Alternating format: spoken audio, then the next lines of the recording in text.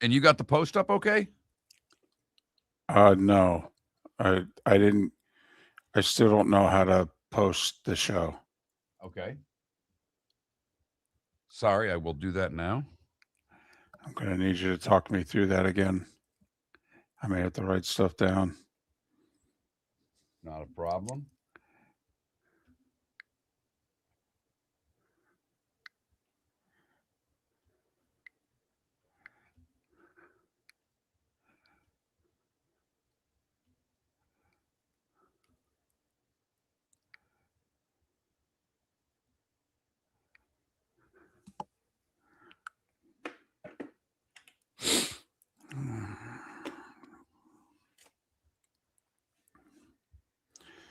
Ooh.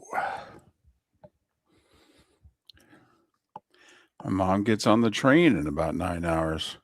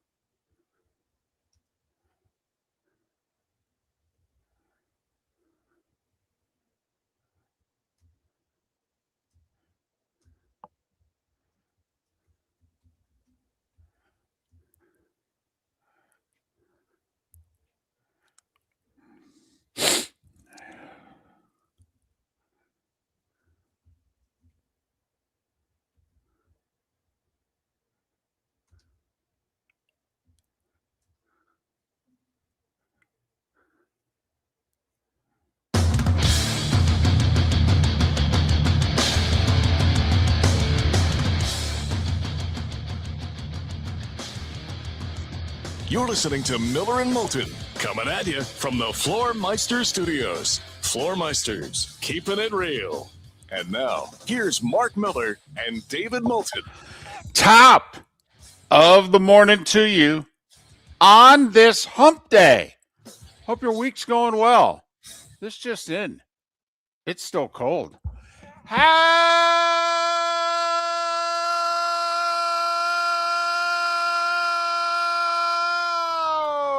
the heck are you, Miller and Moulton? MillerandMoulton.com. Miller_Moulton on X. Top of the morning to you, Mark. How are you? Good morning, David. I am doing well. I'm at a rough spot, though. As everybody knows, I'm leaving. Tomorrow's my last show. Today is supposed to be my final round of golf. As you mentioned, it's cold. And I may be bailing on said round of golf because I'm too soft to play in weather that will be right around 60 degrees. So instead of, I'm too sexy for I'm too soft for 19 holes, for 19 holes. Yeah, I am. Okay. All right. Hey, at least you own it. I haven't made the decision yet. A buddy of mine, he's already bailed. I was playing with because he's not feeling well. And he knows we hang out a lot. And he's like, I'll take you to lunch if you bail. And I said, I'll text you after the show. When I walk outside at 10 a.m., I will make my decision. I am in golf attire. I have the golf shirt on. I have the golf shorts on.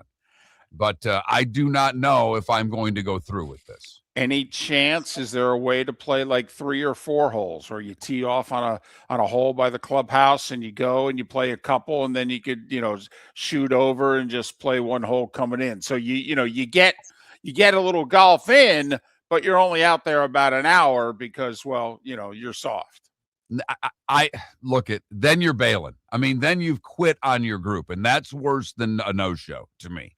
Well, but you're all going to bail. You're all soft. You're all thinking of bailing. How about if you just say, well, how about if we play, 1, 2, 17, and 18? Yeah, that wouldn't fly. No? That would not fly. No, you just can't press every hole. Just you get it all in. No, No, that's not going to fly. I mean, I like where your head's at, David. I do. Just a little something. You're not going to play golf for a while.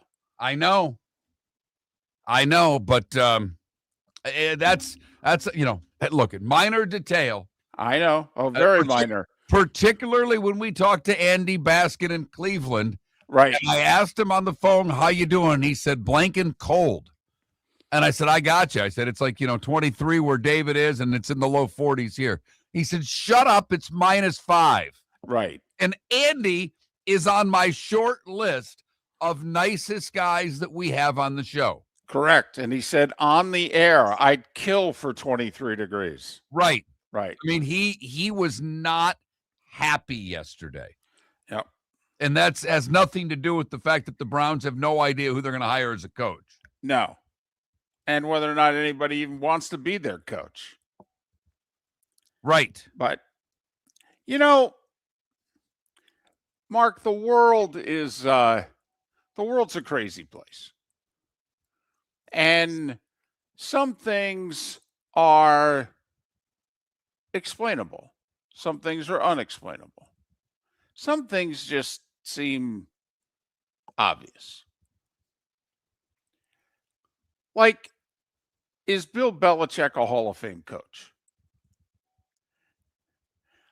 And apparently the answer is no, at least upon first glance, which of course makes you wonder what it is that you're glancing at. But hey, listen, if you think your local HOA, if you think your local, okay, wow, that's really good, David. I got to give you credit because of all of the things that I was equating this to in my head for the last, 12, 15 hours, whatever it is we found out this yesterday afternoon. Right. I never went HOA. That never even entered the equation. My goodness, that is brilliant. No, I mean, think about it. There are a lot of groups that take a lot of grief. School boards, city councils, county commissioners, Congress, the media. There's a lot of groups, and they deserve it oftentimes when they get it. They do. Sometimes it's unfair, but oftentimes they deserve it. Hell, they probably deserve more. But now do we have to put at the very top of the list the Pro Football Hall of Fame voter? Holy guacamole. All right. Let's just take Miller and Moulton out of it. As David likes to say, we're a couple of yahoos that get to talk sports. Jimmy Johnson is a Hall of Fame coach. He's won Super Bowls and national championships. It's a pretty short list, by the way. It is. I believe it's 2 guys. Right. Jimmy Johnson. Please, if you did not vote for Bill Belichick, identify yourselves. Probably too much of a coward. Hide behind your secret ballot. 2 hours later, he hadn't had enough with posting on X. How old's Jimmy? This is early 80s. Right. On X, he's mad enough to post stew for 2 hours because he can't fish because it's cold, and he went back to X. As a Hall of Fame coach, I think Bill Belichick is the greatest of all time. Yes, he had a great QB, but we all did. He won after the salary cap and free agency. Plus, I know how much he loves the NFL and the game. I'm pissed. That's Jimmy Johnson, okay? Just for what it's worth. Now, they are very good friends. So what? Belichick comes down and visits him, and they go fishing together. I mean, they are very friendly, just for the record. Hall of Fame voter John McClain, who's been on our show countless times, works in the Houston market. Terrific writer. Fantastic, legendary writer. I think under these circumstances, if the Hall of Fame were to decide who disclosed whom voted for whom, it would be welcomed by most on our committee. Those who voted for Belichick as many as 39 are being tarnished by those who didn't. There were 50 votes. You need 80%. That means you needed 40 of the 50. So obviously, there had to be at least 11 people that did not vote Bill Belichick on the first ballot. Now, obviously, next year they can vote again, and you would think at some point he's going to get it. I can't believe I'm saying this. I can't believe I just said out loud, quote, you would think at some point Bill Belichick would get into the Pro Football Hall of Fame. Not to say yesterday was a nutty day in the National Football League, but Shedeur Sanders got into the Pro Bowl and Bill Belichick didn't get into the Hall of Fame. I want that to sink in for all of you. Are you effing kidding me? You know, and she means nothing in the sports world. My wife, she's not, but she's a diehard Steelers fan. And because of that, she hates the New England Patriots. They've broken her heart countless times during the Belichick dynasty. Sure. She was flabbergasted. She's like, you're kidding, right? No, honey. No, I'm not. No. I'm not making this up. She's like, that's just stupid. Yes, honey, it is. Yes, it is. All right.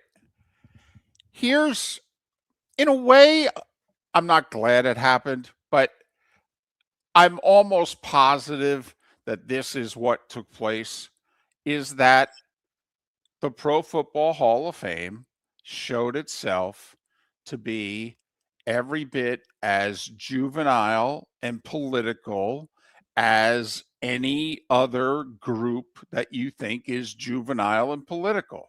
And Mark, I am now willing to bet large amounts of money that Robert Kraft is going to be inducted into the Hall of Fame in the next week. Because what I think happened was that Kraft let it be known, hey, if you're going to put me in, don't put Bill in also. I don't want to have to share the day with Bill. Or people did it on Kraft's behalf, in which they said, hey, choose between the two, but don't put them both in. And that's what I think happened. I think now Kraft should have been in.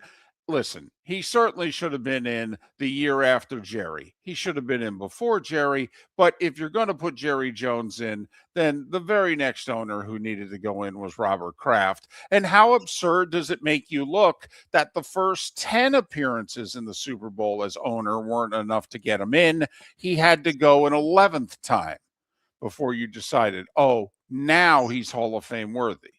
But Mark, that's what I think happened here. I think that it's good to know that powerful, rich, successful people can be just as petty as the most petty group that you can think of.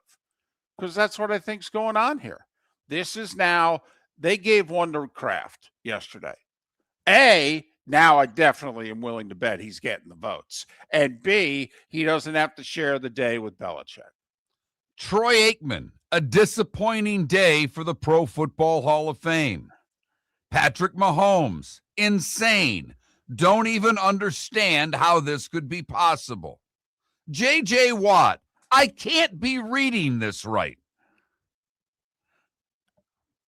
Well, I understand where Aikman's coming from. Because he and many others who are in the Hall of Fame who are like, this ain't a good look for us. Being in the Hall of Fame is kind of a big deal. I'm kind of proud of it. Kind of proud who's in the Hall of Fame. A lot of blame being thrown at Bill Polian. Yes. He's denying every bit of it. That doesn't shock me one bit. No, it doesn't. Here's where I think Bill Polian's lying.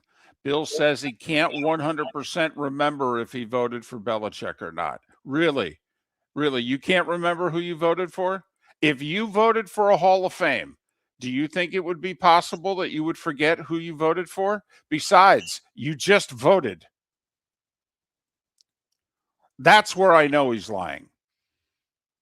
I can't 100%. I voted for Kraft. I quote, can't 100% remember if I voted for Belichick or not. I think I did. Bill, you're a liar. You lobbied behind the scenes for this, and it's a joke. It's a horrible look. It is unbelievable that he's not in the Hall of Fame. Your roof is your home's first line of defense. At Pelican Roofing of Florida, Ronnie, John, and their team bring years of experience to protect what matters most, your family and your business. From residential repairs to large-scale commercial roofing, we deliver honest work, fair pricing, and quality you can trust. An upgrade on your roof can lower your insurance costs. Don't wait for a leak to turn into a disaster. Call the experts at Pelican Roofing today. 1-866-9-PELICAN. That's 1-866-9-PELICAN. Online at pelicanroofingcompany.com. CCC 1332512. Let's talk the big differences between Floor Meisters and the big box store that sells flooring. Floor Meisters is family owned. They do flooring, not doors, nuts and bolts, or weed killer. They specialize in it. They know it.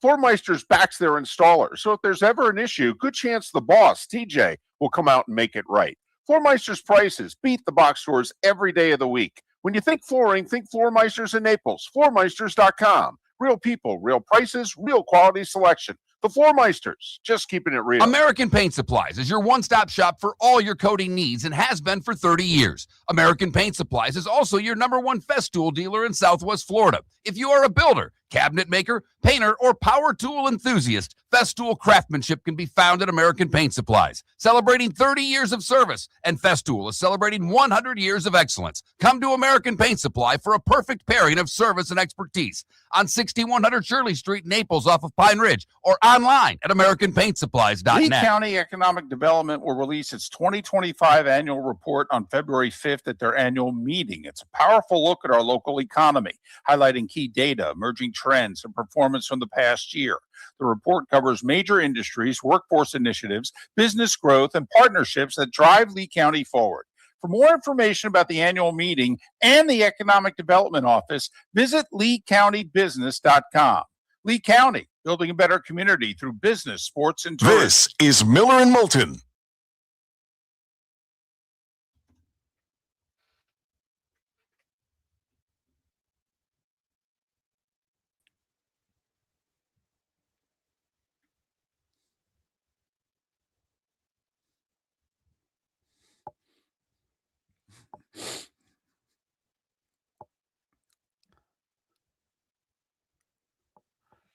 You know, and what's funny there, Pius, is that we called him out long before anybody else did. He came on our show, and it's when, was it McCaffrey, and who was the other one, David? Fournette.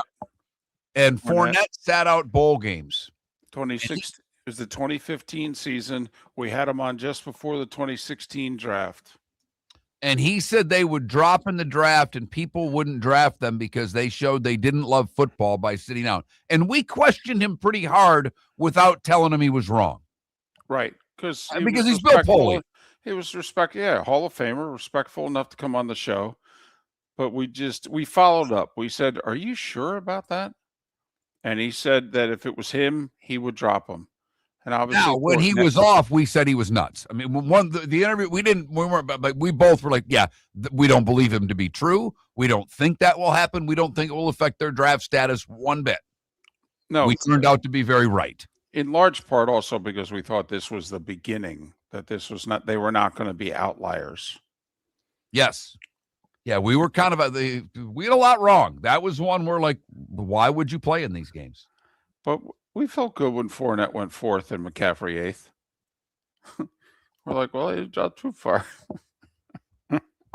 I got to be honest, Javier, when I get videos on the text line, I tend not to download them because I'm always nervous of what it is. So, no, I didn't see it. New York Jets, what does it matter what his political leanings are? I mean, seriously, I don't understand. I mean, you guys will politicize the 3-car funeral, but I don't understand how you draw politics into this. And it has nothing. They state that this is about what you accomplished in the sport. I mean, there's a big difference between the Baseball Hall of Fame and the Pro Football Hall of Fame when it comes to character. Character's a part of the baseball hall. Well, New York Jets, there's a bias is one thing, but you specifically went politics.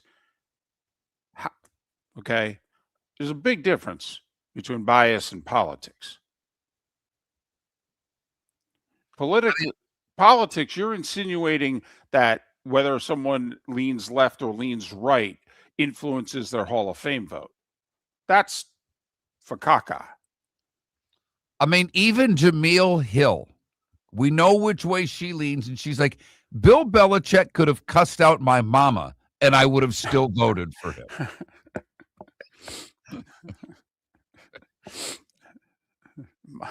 My mama. That's funny.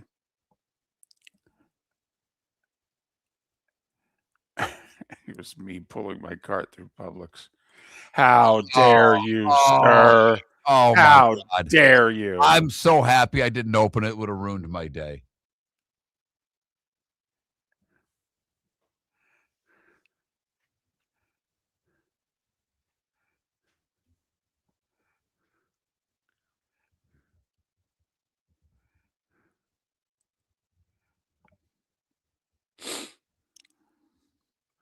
If Lawrence Taylor goes in on the first ballot, you can't hold the person's off-field behavior against them. New York Jets, the votes are anonymous. So because they voted for him, their employers are going to, what, you're saying fire them because they voted for Bill Belichick? Really? You're way off base, dude. Sorry. You're just, no. This is Bill Polian. Everything points to it. Anonymous voters said he lobbied to keep him out a year because of Spygate. The evidence is there. Bill Polian did this, and chicken blank writers listened to him.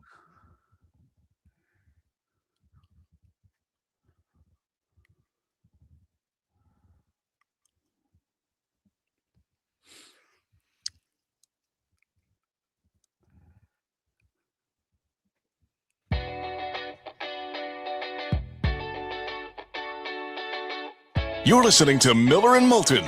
And now, here's Mark Miller and David Moulton. 21 minutes past the hour, starting 5 in a little more than 15 minutes. We have a heck of a show lined up today. Nick Sabato will join us next hour. He covers the Bills for a living. They've had an interesting couple of weeks. Seth Everett will join us for his weekly chat. And in a couple hours, we're going to shoot the breeze with Frank Caliendo. We haven't done it in a while. He happens to be coming to Southwest Florida for a few shows over a couple days. The shows, I think, are pretty much sold out. He doesn't have to do the PR, but he wants to. And, well. And we're here for him. Right. We'd love to hear from him. So we're going to shoot the bull for about 15 minutes with Frank Caliendo coming up in a couple hours. And we did a little work to get him on. And I mean a very little work. Frank not only kind of booked himself in his time slot, kind of said, anytime I come down, I'll come on with you guys. Okay. And went to great lengths to make sure the audio quality will be excellent for the interview. I had to come in and test it out yesterday and talk to him for a while, which is strange in and of itself because you're just waiting for the joke. Or for the impression to start. Right. Or what have you. All right. Can I take a different tact while talking about the same subject? I don't see why not. Your name's on the show. Well, thanks. Is it possible that Bill Belichick's actions as coach and Grand Poobah of the New England Patriots, I mean, there was Spygate, there was Deflategate, you assess however much blame, guilt that you want onto Bill Belichick. Is it possible that those actions are worthy of some form of sanction, and the sanction is a group of us are going to get together and make you sit out 1 year so that you don't get the honor of being a first ballot Hall of Famer? Is it possible that what he did, or what you think he did, is worthy of such action? To me, no, it's not. You and I have been unbelievably consistent on one thing. You're either a Hall of Famer or you're not. We've also been consistent on another thing. There are different wings to the Hall of Fame. Whatever Hall of Fame it is, there are different wings.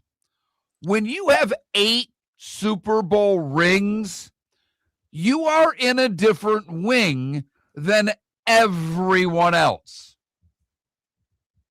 including Shula. This is a joke. This, I believe, is Bill Polian, and maybe the fact that he was able to influence certain media members who Bill was mostly not nice to throughout his career. This is not supposed to have anything to do with the voting criteria for the Pro Football Hall of Fame. This is something, quite frankly, that the jackass baseball writers would do. And I can't believe that this morning I'm holding the Baseball Hall of Fame in higher regard than the Pro Football Hall of Fame. Now, it was pointed out by a Hall of Fame voter yesterday when the news started to break that apparently Belichick didn't get the votes, in which he said, you know, they made a change to the voting process a year ago, and you've got Kraft and Belichick and L.C. Greenwood and a few others that basically are all on the same ballot, and only 1 to 3 of them are getting in. And it does sort of make you choose who you're wanting to prioritize. And this particular voter said, I raised that bone of contention a year ago, and people laughed at me. He said, I think he goes, I do think there are probably 2 or 3 voters who just prioritized others because they know Bill is going to get in, and they may have thought that enough other people were going to vote for Bill to get Bill in, that they would take care of so-and-so. So just throwing that out there. But I do think it's a fair question to ask. I don't know if it's worthy of a poll question. Okay. But did Bill Belichick's role in Spygate / Deflategate, and for what it's worth, I think Spygate's all Belichick. Okay. I think Deflategate is mostly Brady. But quite frankly, a lot of quarterbacks were manipulating the air and the footballs to get them the way they liked it. I didn't think Deflategate was a deal. Spygate, I did. Spygate was cheating. I mean, come on now. Spygate's cheating. I mean, if you think the Michigan football team cheated, you gotta think the Patriots cheated. Okay, so is that worthy of a 1-year punishment? I mean, not a lifetime ban, but a 1-year punishment. Is Bill Belichick's role in Spygate worthy of a 1-year Hall of Fame penalty? Yes. No, it's not enough. But I think it's a legitimate question. Obviously, it's absurd that that they took a vote for the Hall of Fame and Bill Belichick didn't get enough votes.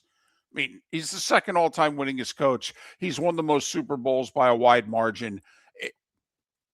Obviously, it's absurd. Yet, if we drill down, if you think he cheated, is that worthy of a 1-year penalty? Which is what Polian supposedly is arguing, that, hey, we all know he's going to get in, but you know what? He should be penalized for this. What he did was wrong.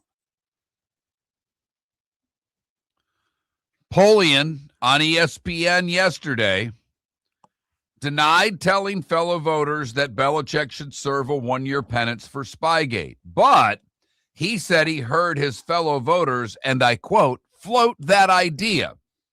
But he insisted he didn't agree or disagree with the proposal. Polian said he voted for Kraft. He remembers that, by the way. And even spoke up on his behalf during the deliberations, saying Kraft had no knowledge of the Spygate scheme. Polian added that he could not remember with 100% certainty if he voted for Belichick. Yeah, see, that's where you lose me. There's no flipping way you have a Hall of Fame vote and you don't know who you voted for, especially since you just voted. I mean, I'm sorry. I'm not buying it at all.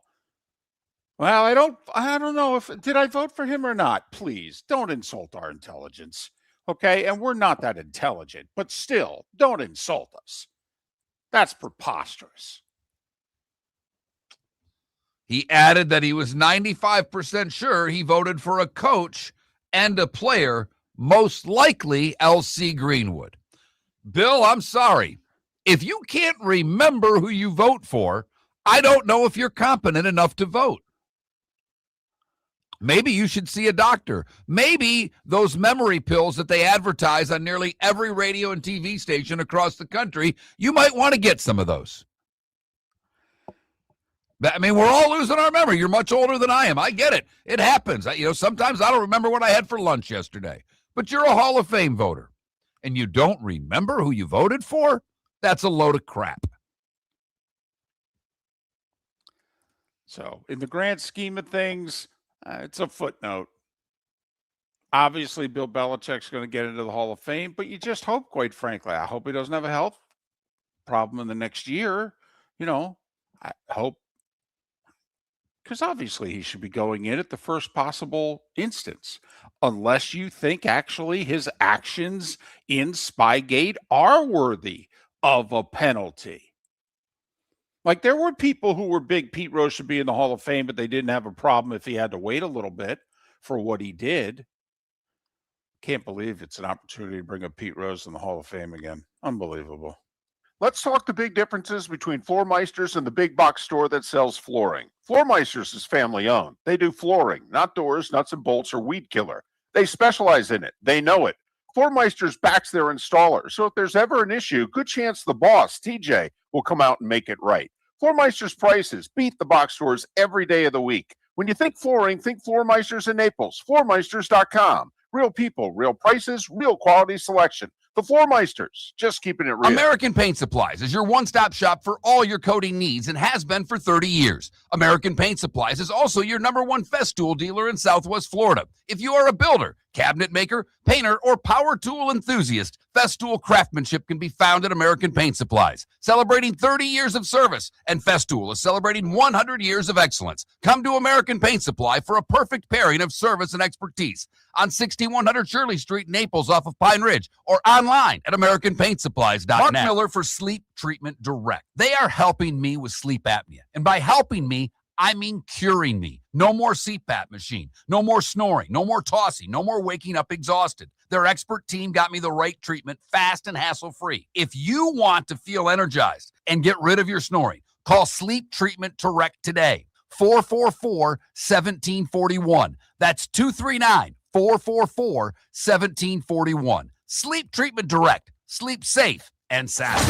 Hey, football fans, Jimmy the Beef Guy here. This is coming up fast. Wait, did you just beat me? You mean I can't say soup?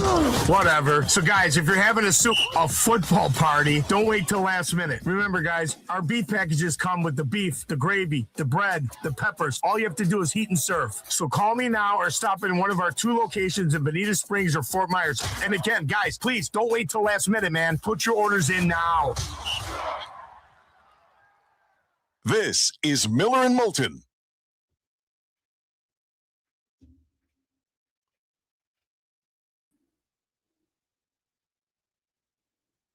I think we should go with the Spygate question. Okay. I think that's the best question. I can't think of, the Pete Rose one's fun, but I can't think of a better one. I think at the end of the day, that's the best one.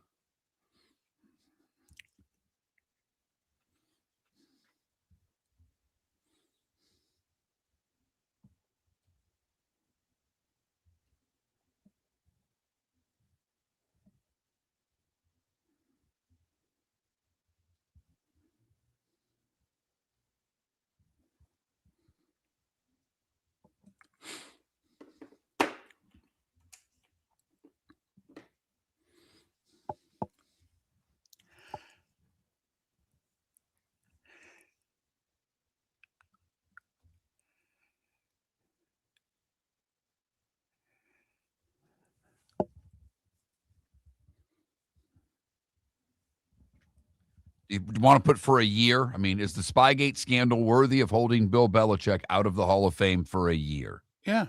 Okay. Yes or no?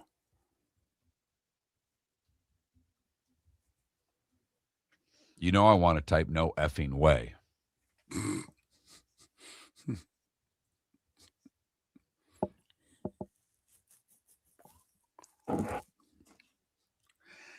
Oh,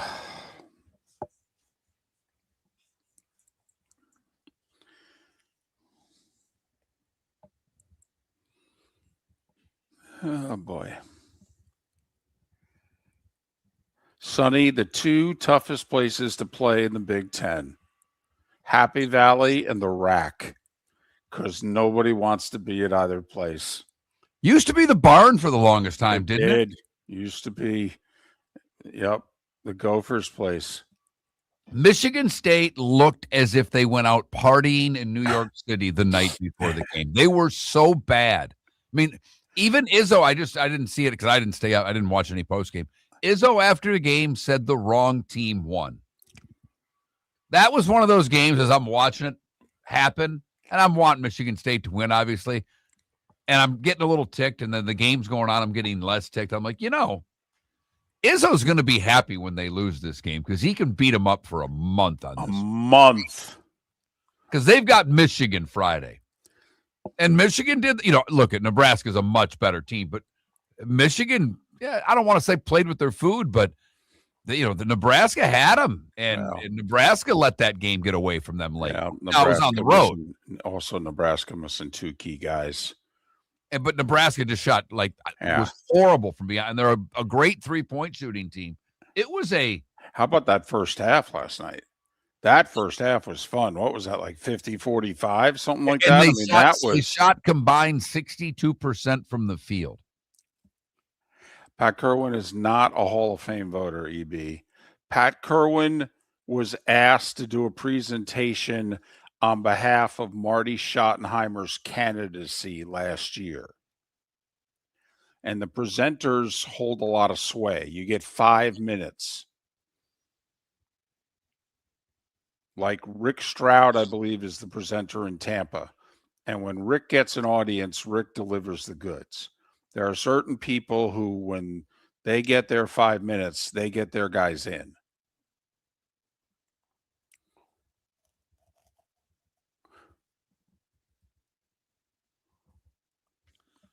David, I don't know what's wrong with the world, but right now, there's only like 3. I voted no. The other 2 votes are yes. What's the matter with you people? Are you kidding me? Right? I'm gonna cheating. You know what I'm gonna need after this? A month off. You know what? Grab the wife. Go tour Hillsborough County.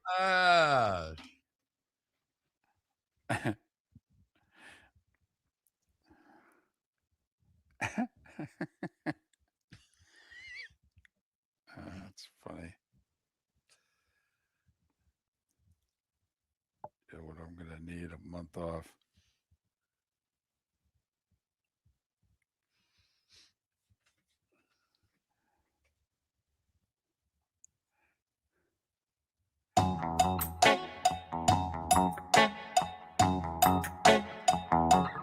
You're listening to Miller and Moulton. And now, here's Mark Miller and David Moulton.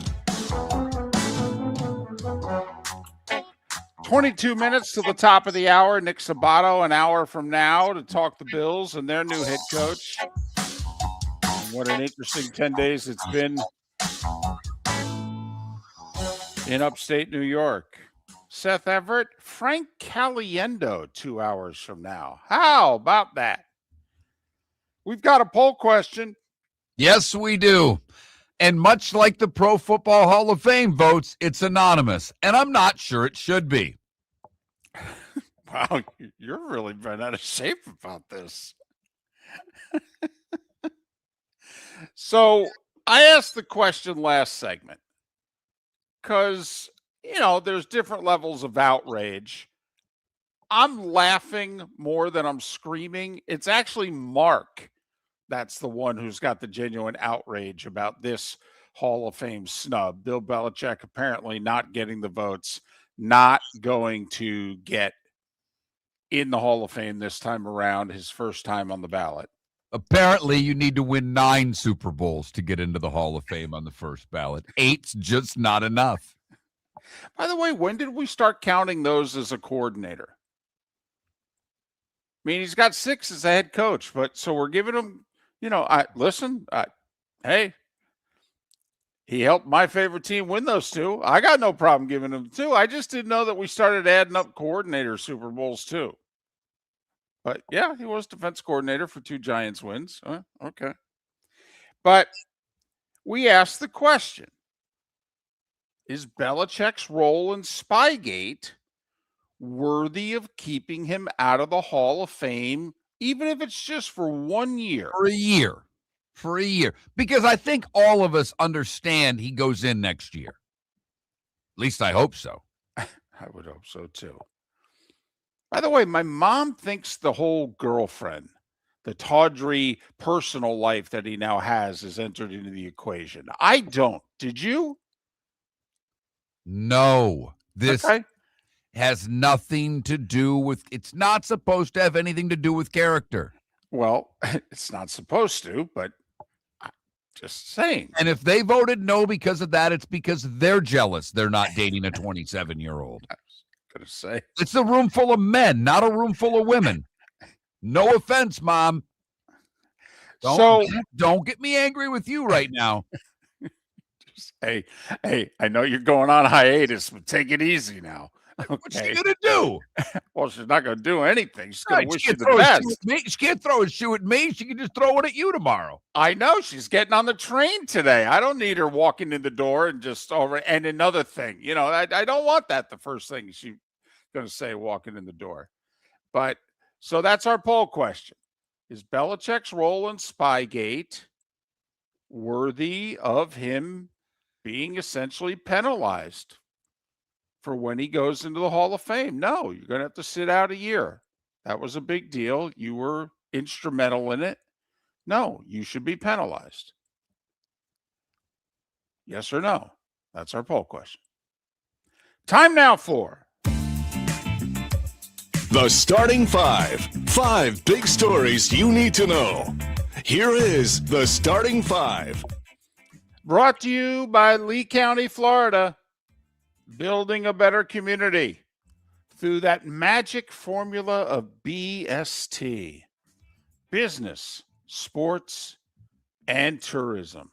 BS carrying a lot more weight today with Belichick not being inducted into the Hall of Fame. And that's our lead story. Apparently, Bill Belichick will not go into the Hall of Fame this year.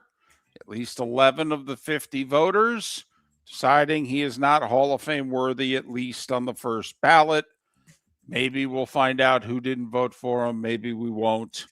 But I believe it's next week that we find out who gets in and who doesn't. Bills promote offense coordinator Joe Brady to head coach, and they give him a 5-year deal. When the owner fired Sean McDermott, do you think this is where he thought he was going to go? I mean, how do you make the argument that Joe Brady's better off? Listen, love Joe Brady, offense coordinator at LSU when that was maybe the best offense in the history of college football. Had a little bit of talent to work with too, but Brady, great, hot play caller, the whole deal. Okay.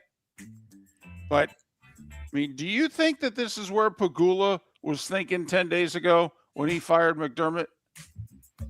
Just promote the OC? No, I don't at all. And what will be, I guess, the most interesting thing about this to me, David, is the changes now that Brady makes to this staff. Because you got to bring new defensive people in. Mm-hmm. I mean, you've got to make some changes. You can't just promote Brady and promote Bean and say, we're running it back, boys. That Sean McDermott's the reason we didn't win. Right. We're just going to run this back. Okay. Looks like Brady beat out Brian Daboll for the job. Daboll then becomes the offensive coordinator in Tennessee, with the Titans. There's two connections here. First off, Dable and Saleh got to know one another when they were coaching the Giants and the Jets at the same time a little bit. But here's the real connection. Cam Ward. Dable loved him. And the Giants apparently made a huge offer to the Titans to get their hands on the number one pick in last year's draft. And Tennessee said, no, we're good. So then Dable turned his attention to Dart, somebody that they could get for less. So Brian Dable wants to get his hands on Cam Ward. Brian Dable, the new offensive coordinator in Tennessee. Broncos fired their offensive coordinator. Well, he's responsible for that 4th and 1 call. I was going to say, there was no evidence Joe Lombardi was the one that decided to go for it on 4th and a long yard, was there? Which, by the way, Sean Payton's doubled down and tripled down that he's okay with going for it. He's just mad about the play call. Right. Well, because, I mean, I love Sean Payton, but he's one of the 3 most arrogant coaches in the game. I mean, he's not going to admit he made a mistake. Right, so he called the play. He calls the plays, and we're getting rid of the offensive coordinator. Okay. Here's another reason why I don't understand it. I mean, I get they've got this hotshot young coach, Davis Webb, who's probably going to be a head coach before the decade's out. But they don't have, make him the offense coordinator. It's in name only. I mean, Peyton's calling the plays. So aren't you just kind of playing the shell game here? Anyway, people are very surprised that Joe Lombardi, who's been with Sean going back to 2 stints now, that Joe Lombardi got fired. Jets overhaul continues. They fired their offensive coordinator, Tanner Engstrand. By the way, why did it take this long? Seriously. Listen, I really want it to work out with the Jets and Aaron Glenn. Does that look like the biggest dumpster fire in the league right now? Yes, it really does. And I thought Aaron Glenn was going to do a good job there. So far, I look like a fool for saying that. Do you know how many coaches he fired off his original staff so far this offseason? 9. How are we supposed to have confidence in this guy? I mean, you're blaming everybody else but the head coach? He hired all these people. Both coordinators and the special teams coordinator, part of the 9. Unbelievable. College football. Big Ten released its schedule yesterday. Hey, for those of you who don't like Ohio State and you were complaining at the end of this season that they didn't play anybody. Well, and actually, you weren't saying any such thing in late August, right as the season was about to kick off. You're not going to be able to make that claim next year. This is Ohio State's road schedule next year. Ohio State on the road. Texas, Iowa, Indiana, USC, Nebraska. They host Oregon and Michigan. Is Ohio State playing enough games for you? I'm just curious. They may have the most talented roster in the league, but are they playing enough games for you? Because that seems legit to me. IU has Ohio State and Michigan in back-to-back weeks. October 17th, they host the Buckeyes. October 24th, they go to the Big House to play the Wolverines. It's worth noting, much like in the ACC where there were 5 teams that are only playing 8 conference games, there are 5 Big Ten schools who are only playing the 9 Power 4 conference games that they're scheduled to play. They are not scheduling a Power 4 non-conference team. Those schools are Indiana, again, Nebraska, Penn State, USC, and Washington. David, help me if I'm wrong here. Correct me, but didn't Michigan, Ohio State, and Indiana all not schedule Power 4 teams on their road to a national championship? Mark, I believe you are correct. Thank you. Meanwhile, the USC being on this list looks a little glaring because obviously they could have had a 10th Power 4 game on their schedule, but they opted to no longer play Notre Dame. Instead, it looks like they're going to play a fill-in-the-blank team week 0 in late August. Big night in college hoops last night. Third-ranked Michigan came from behind, held Nebraska scoreless in the final 3:20 of the game, handed the fifth-ranked Huskers their first loss of the season, 75-72. Terrific game. Tell you what, it's going to be a hell of a Big Ten Conference tournament. It really is. By the way, Michigan attempted 23 free throws. Nebraska, 4. What are you insinuating? Nothing. Okay. Just pointing out a stat. I will say Nebraska chucks a lot of threes. They don't get to the line as much as Michigan, who was a bigger team than Nebraska. And there was a couple of fouls at the end, but Michigan had to foul twice late just to get Nebraska to the bonus. And by late, I mean in the last 15 seconds. Michigan State trailed the whole way, hit a 3 with 11 seconds to go to force overtime, beat Rutgers 88-79. Arkansas scored the last 6 points of the game to beat Oklahoma and cover by a half, 83-79. Not that Miller and Moulton were paying attention, but our system went 3-1 and was a half a point away from 4-0. St. Louis hit a 3 with 3 seconds to go. The Billikens are 20-1. They beat GW by 3. Second-ranked UConn improved to 20-1. They got by Providence by 6.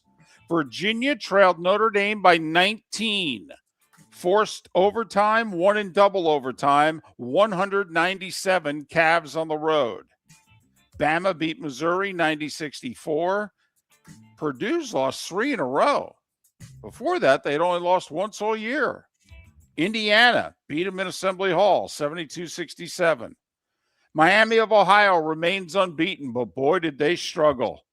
86-84 over UMass. They're 21-0. Vandy beat Kentucky by 25. And UCF with a late 3 to beat Arizona State and Orlando 79-76. UCF 16-4 on the season. 7 games in the association. Game of the night probably in Denver. Detroit nearly blew a 10-point fourth quarter lead, held off the Nuggets 109-107. Knicks have won 3 in a row, beat Sacramento by 16. Paul George with 32, Embiid with 29. The Sixers cruise over Milwaukee 139-122. OKC beat New Orleans. Phoenix and Brooklyn got into a scuffle in the fourth quarter. Phoenix won by 4. Kawhi has scored 20 or more points in 25 straight games. The Clippers beat Utah and Washington over Portland. 10 games in the NHL. Don't have time to give them all to you. Just know that the Panthers gave up 2 in the third and lost to Utah 4-3. Ovechkin, by the way, scored number 919 in a loss against the Kraken. Australian Open, American Jessica Pegula through to the semis. All 4 women's semifinalists have yet to lose a set in the tournament. And Djokovic's through to the semis despite the fact he hasn't won a set in 2 matches. He had a walkover in the 4th round. He loses the first 2 sets in the quarters, and then the Musetti, the 5th seed Italian, has to retire because of an injury. So Djokovic's through to the semis when he was 10 minutes away from getting beat. And Colleen Wright at the Tampa Bay Times was reporting that the Rays' new stadium is going to cost $2.3 billion. Billion schmillion. And it's 7 minutes before the hour. That was the starting 5. Brought to you by Lee County, Florida. Building a better community through business, sports, and tourism. You know, I might even go Australian Open if Belichick didn't get into the Hall of Fame, because there's a story there that I think's worth covering. Miller and Moulton, thanks for listening.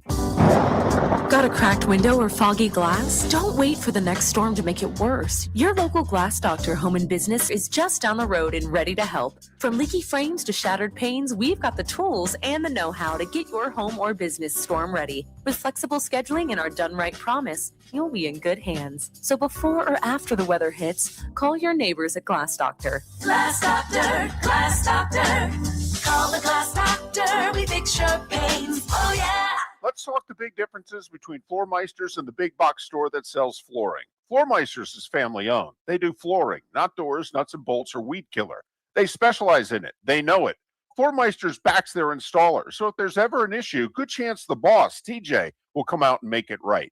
Floor Meisters prices beat the box stores every day of the week. When you think flooring, think Floor Meisters in Naples. Floormeisters.com. Real people, real prices, real quality selection. The Floor Meisters, just keeping it real. Your roof is your home's first line of defense. At Pelican Roofing of Florida, Ronnie, John, and their team bring years of experience to protect what matters most, your family and your business. From residential repairs to large-scale commercial roofing, we deliver honest work, fair pricing, and quality you can trust. An upgrade on your roof can lower your insurance costs. Don't wait for a leak to turn into a disaster. Call the experts at Pelican Roofing today. 1-866-9-PELICAN. That's 1-866-9-PELICAN. Online at pelicanroofingcompany.com. CCC 1332512. The Cape Coral Police Department is growing, and they want you to be a part of it. They're hiring new officers. Starting pay is between $74,000 and $90,000, depending on your experience. And with a $10,000 hiring bonus, you could be making $100,000.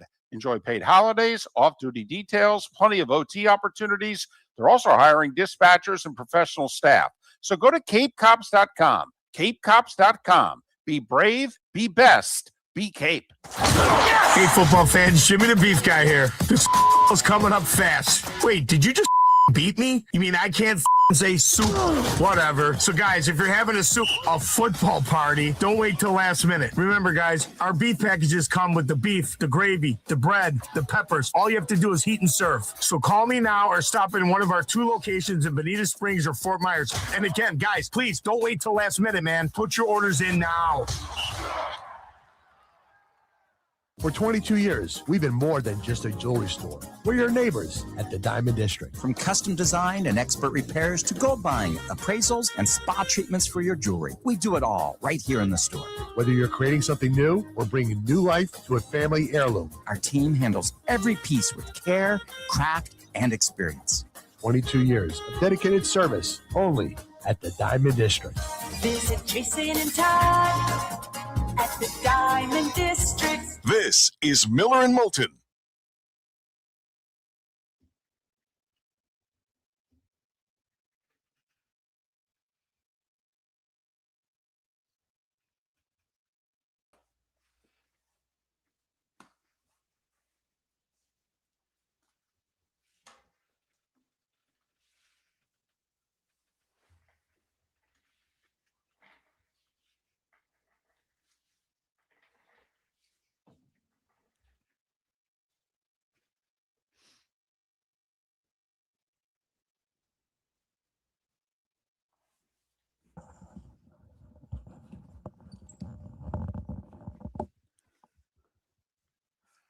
Whew. Is that what they're now saying? That when they drop the puck? Because it's going to be at like 6:30 at night, right?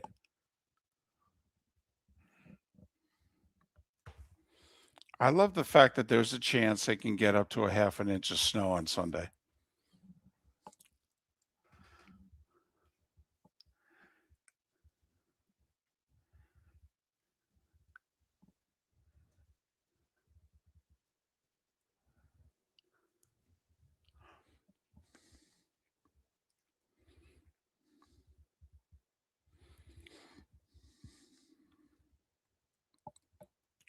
But how crazy is that Djokovic story?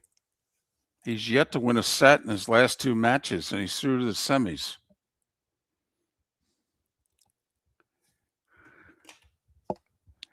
Did you see your girl Swatek? And I only say that because you picked her to win. Defending. I picked Anisimova and Gula beat her. Sorry, but Swatek defending Coco Gauff. Totally. I should call the animals in the zoo.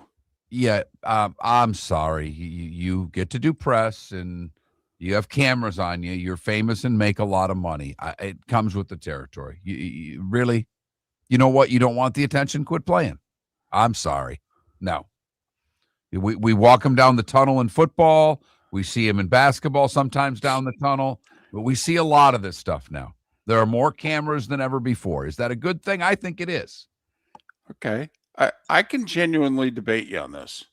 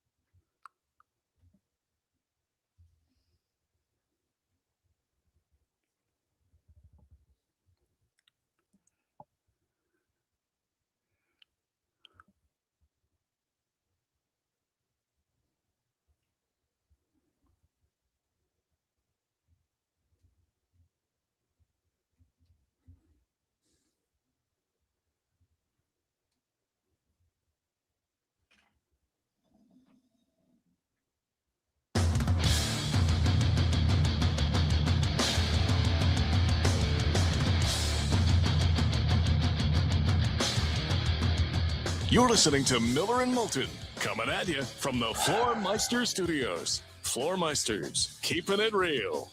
And now, here's Mark Miller and David Moulton. Hour 2 of Miller and Moulton on this hump day. Let's get over it together, shall we? Nick Sabato to join us in about 35 minutes for whatever the heck is going on in upstate New York with the Bills franchise.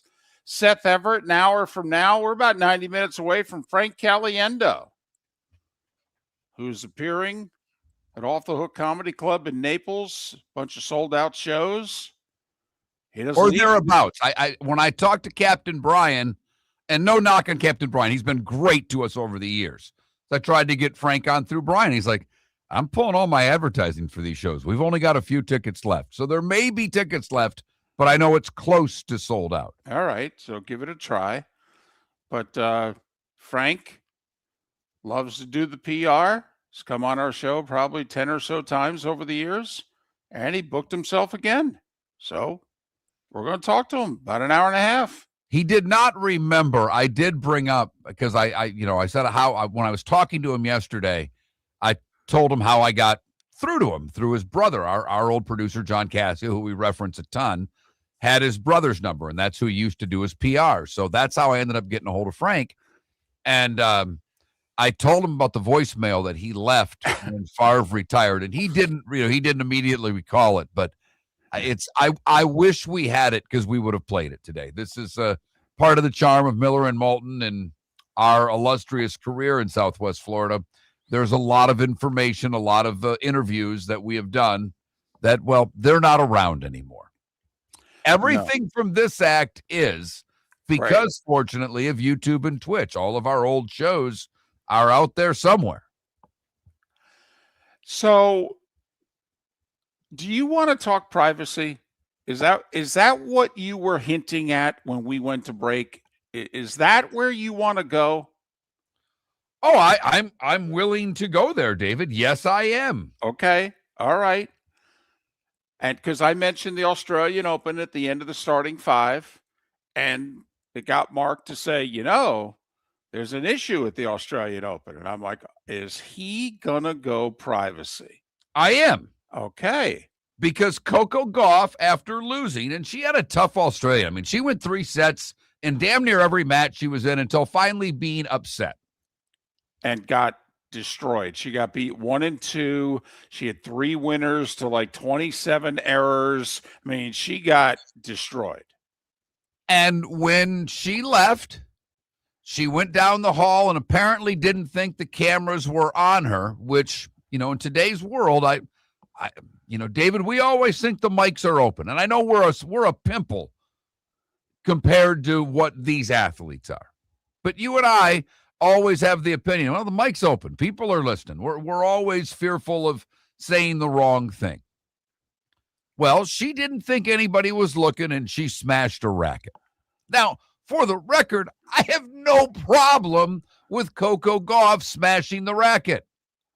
I love a good club toss. I golf. I haven't thrown one in years, but I have no problem. Tiger threw clubs. Jack always said he went and broke one over a tree away from everybody. But remember, Jack did this 50 years ago, for crying out loud. There were not the cameras around that there were with Tiger and there are now. And certainly the fan has become angrier than ever before. You have. I think you all have to. Maybe you personally haven't, but if you can honestly say the fan isn't angrier than ever before, I'm not sure what you're watching. But Swatek came to the defense of Coco Gauff.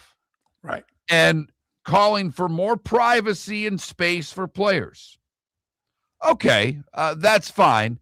But we have more access than we've ever had. And I do agree with that. And I think it's great. Ben Johnson got in trouble for saying F the Packers in a locker room. Why? We want that access. That's the one place, you and I would both agree, and you've talked about this for years in baseball, the access that the writer has in the clubhouse prior to games that you think is ridiculous. You've always said yes, that. I've always felt uncomfortable. I always felt I was in the ball player's space, and I felt and still feel that they get too much access to the major league ball player. And I'm someone who spent my life before I started, a good portion of my life before doing talk radio, as a broadcaster for minor league hockey teams. The locker room is sacred to me.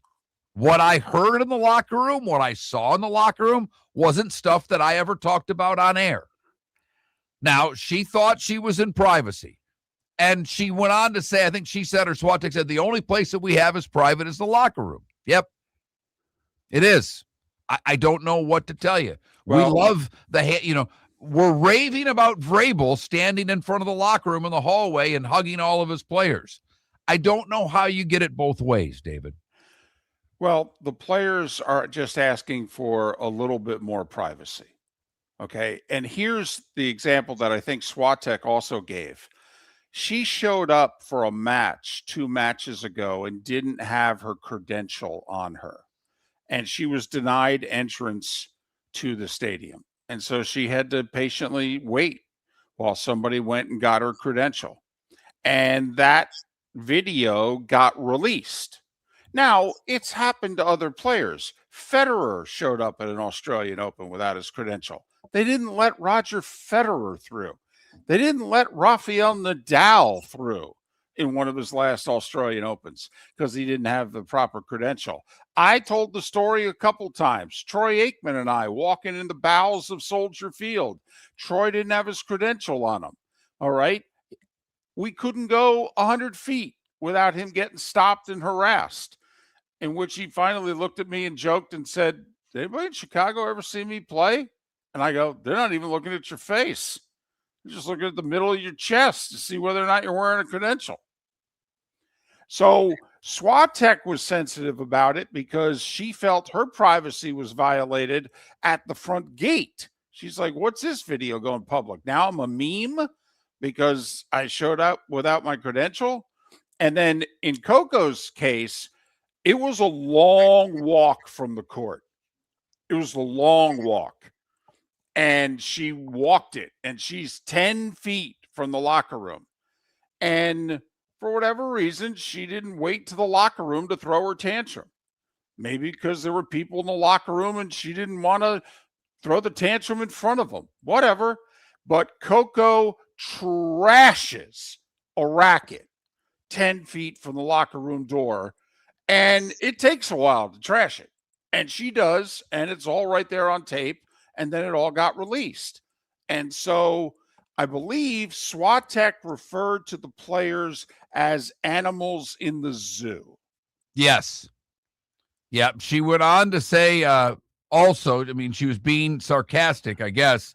She was being sarcastic that she said they even know when we take a poop.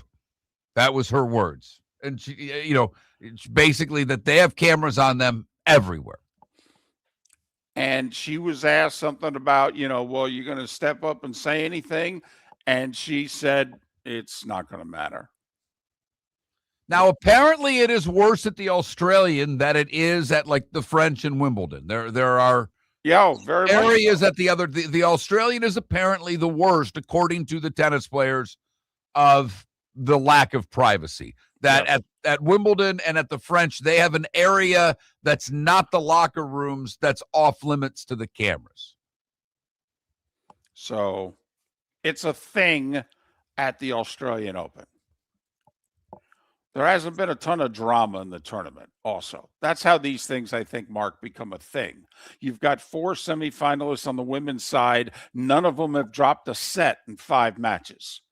And then you've got Alcaraz and Sinner on a collision course once again because they're both through to the semis. Alcaraz, I think, if he wins, has already won the career Grand Slam. Is he 22 or 23? And he's got a chance, I think, to win the career Grand Slam through the weekend. But so anyway, so that's a thing. That's a thing. That I believe there should be more privacy, which I know contradicts what I do for a living. But especially for public people, okay, that I do think that too much of their privacy is legally taken from them. I do. But most people don't care. Well, and you see it now, no one has any privacy. People are out trying to make a living filming people at their worst moments in public. Sure. And because of social media, they make money from that, trying to bait people into outrage. I'm torn, David, because I understand what your point is, but I also know how most of these athletes use their social media to help their brand.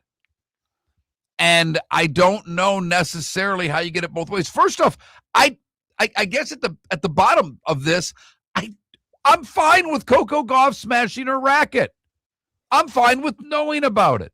She said, I thought it was a bad look. I didn't want my fans to see it. I would argue, Coco, that your fans are going to like you more for showing how much you care when you played poorly.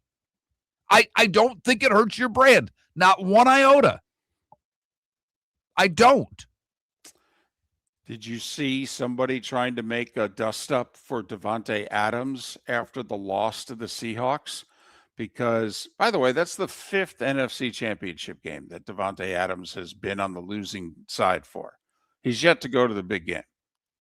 5 times he's been that close. And so, obviously, and he's now in his early 30s. He's taking it pretty hard. He's standing there in his locker room, and he happened to have started to drink a beer. He's got, I think, a something light behind him. And he put the beer down in the locker behind him. And he's doing the interviews. And you can see the beer. It's right there. I mean, it's level with his ear. And people making he's drinking a beer. I mean, that's how ridiculous this has gotten. That's I going back to the Natty, people got all over Carson Beck for not shaking hands with anyone and running off. And is it a good look? No, but I whatever. And obviously you can go to the other extreme that we saw Stafford basically walking all over the field, signaling, trying to find Cooper Kupp, and stayed out there an extraordinary amount of time until he found his old teammate so he could congratulate him. Everybody's different. Deal with it. I don't know what to say. I know I would be pissed off if I lost. I know I'd be the one probably smashing a racket. But when your life's in the public eye, I'm not sure what to tell you. American Paint Supplies, celebrating 30 years in Naples, is proud to be the exclusive Faro and Ball dealer in Southwest Florida. The best thing to come from the UK since the Beatles, Faro and Ball has the colors and paints at American Paint Supplies. See why all the designers and painters choose Faro and Ball. For 30 years, American Paint Supplies provides the perfect pairing of service and expertise on 6100 Shirley Street in Naples off of Pine Ridge or online at AmericanPaintSupplies.net. American Paint Supplies is your one-stop shop for all your coating needs. Let's talk the big differences between Floormeisters and the big box store that sells flooring. Floormeisters is family owned. They do flooring, not doors, nuts and bolts, or weed killer. They specialize in it. They know it. Floormeisters backs their installer, so if there's ever an issue, good chance the boss, TJ, will come out and make it right.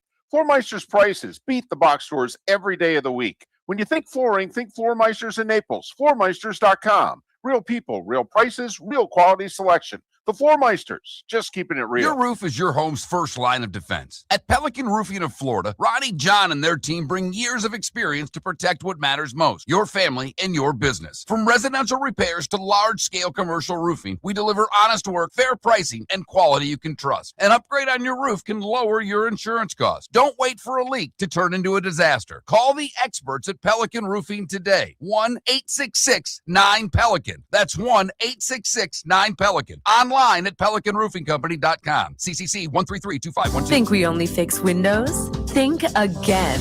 Your local Glass Doctor Home and Business does so much more to upgrade your home. We custom build stunning shower and bath enclosures, install sleek glass doors and windows, and can bring fresh life to foggy or cracked panes. Need a glass tabletop or a statement mirror? Yep, we do that too. If it's glass and it's in your home, we're the team to call. Call the Glass Doctor, we fix your pains. Oh, yeah. This is Miller and Moulton.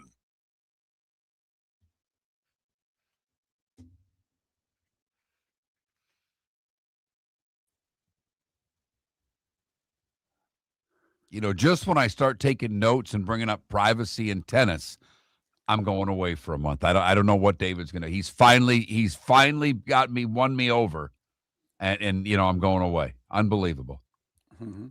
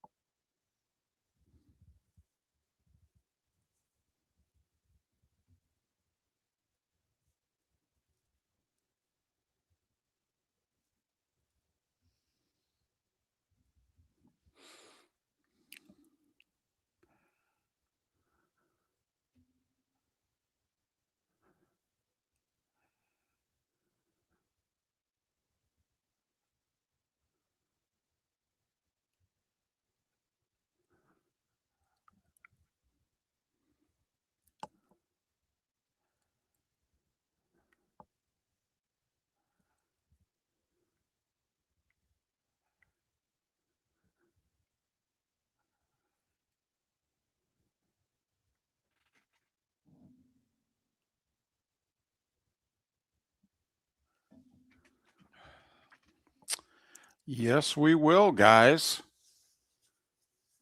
Yes, we will. Thank you, Paula. I'm not going to miss as much time as people think. We'll see.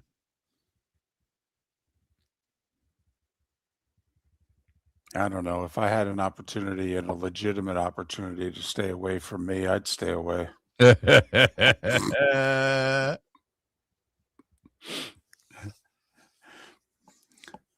But I think what could happen is he's bored out of his mind. And he's like, I don't know if I want to do this, but I'm not doing nothing. How much Netflix can I watch? Oh, David, I was saying, I talked to Samson about it. I didn't really do much on air. I talked to him off.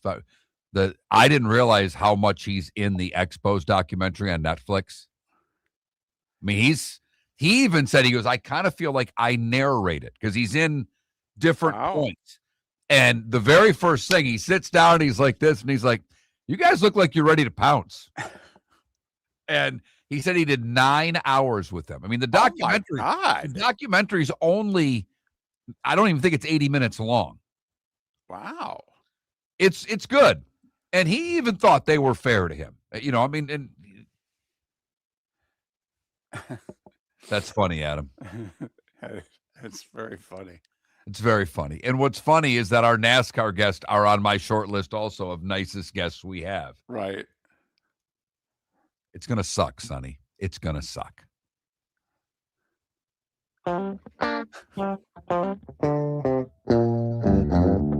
You're listening to Miller and Moulton.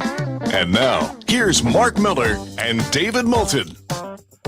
21 minutes past the hour. Nick Sabato to join us in a little more than 15 minutes time. We'll find out what the heck is going on in upstate New York. They fired Sean McDermott for Joe Brady? That couldn't have been the grand plan, right? Talk to Nick in a little more than 15 minutes about it. So the big story of the day, Belichick not getting in, apparently, even though the voting's not supposed to be released till next week. Okay. So remember I said there was a Hall of Fame voter who said there's a new process, and he said he thinks the process probably affected a few votes. Never mind if there was anything going on, penalize them for Spygate, Deflategate, whatever. And by the way, that's our poll question. Is Spygate enough of an issue to withhold voting Bill Belichick into the Hall of Fame for a year as a penalty? Hey, dude, you cheated. I'm going to hold it against you. You could be the greatest coach of all time. You could argue you have the best resume of all time. But we think you cheated. So we're going to hold it against you. I think it's a legit question. I do too. You know how I feel, but I do think it's a legit question. So, by the way, just quickly, Pelican Roofing of Florida text line, David. We got this text. I can't go any longer without reading it. Belichick losing record without Brady. GOAT? ? Hall of Fame ? Please. Enough so that I responded. So you don't think he's a Hall of Fame coach? No, I don't. No Brady, no good.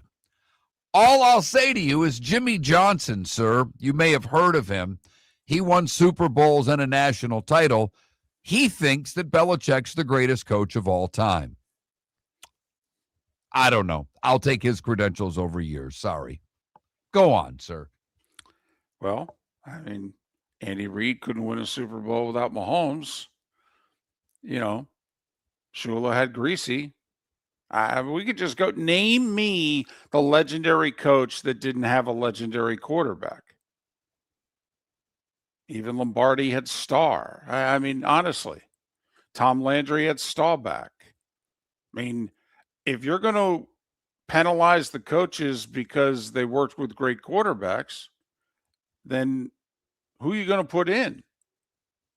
Seriously. I mean, Noel had Bradshaw. Bill Walsh didn't win a Super Bowl without Joe Montana. George Seifert had both Montana and Steve Young, two Hall of Fame quarterbacks. I just, all right. So here's the process that changed 2 years ago in the Pro Football Hall of Fame voting, in which apparently Belichick is on the coach contributor ballot. That is separate from the modern era finalists. Those are the 15, current players. All right. Voters are asked to select 3 of the 5 coach contributor candidates. The 5 were Robert Kraft, Roger Craig, Sterling Sharp, Ken Anderson, Bill Belichick.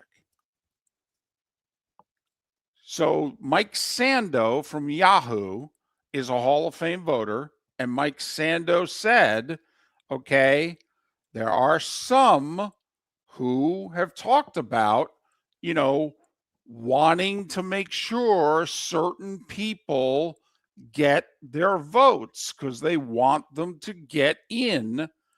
And did 2 or 3 or more people go, oh, Belichick's getting in, I'll vote for L.C. Greenwood, or I'll vote for Ken Anderson, or I'll vote for Sterling Sharp, or Roger Craig.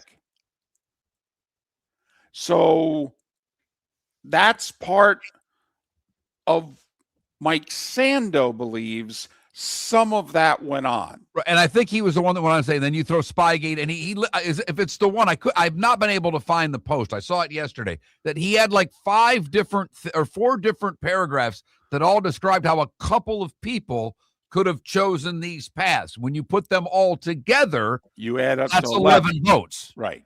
And out of 50 votes, you need 40. And if you only get 39, obviously, you're short.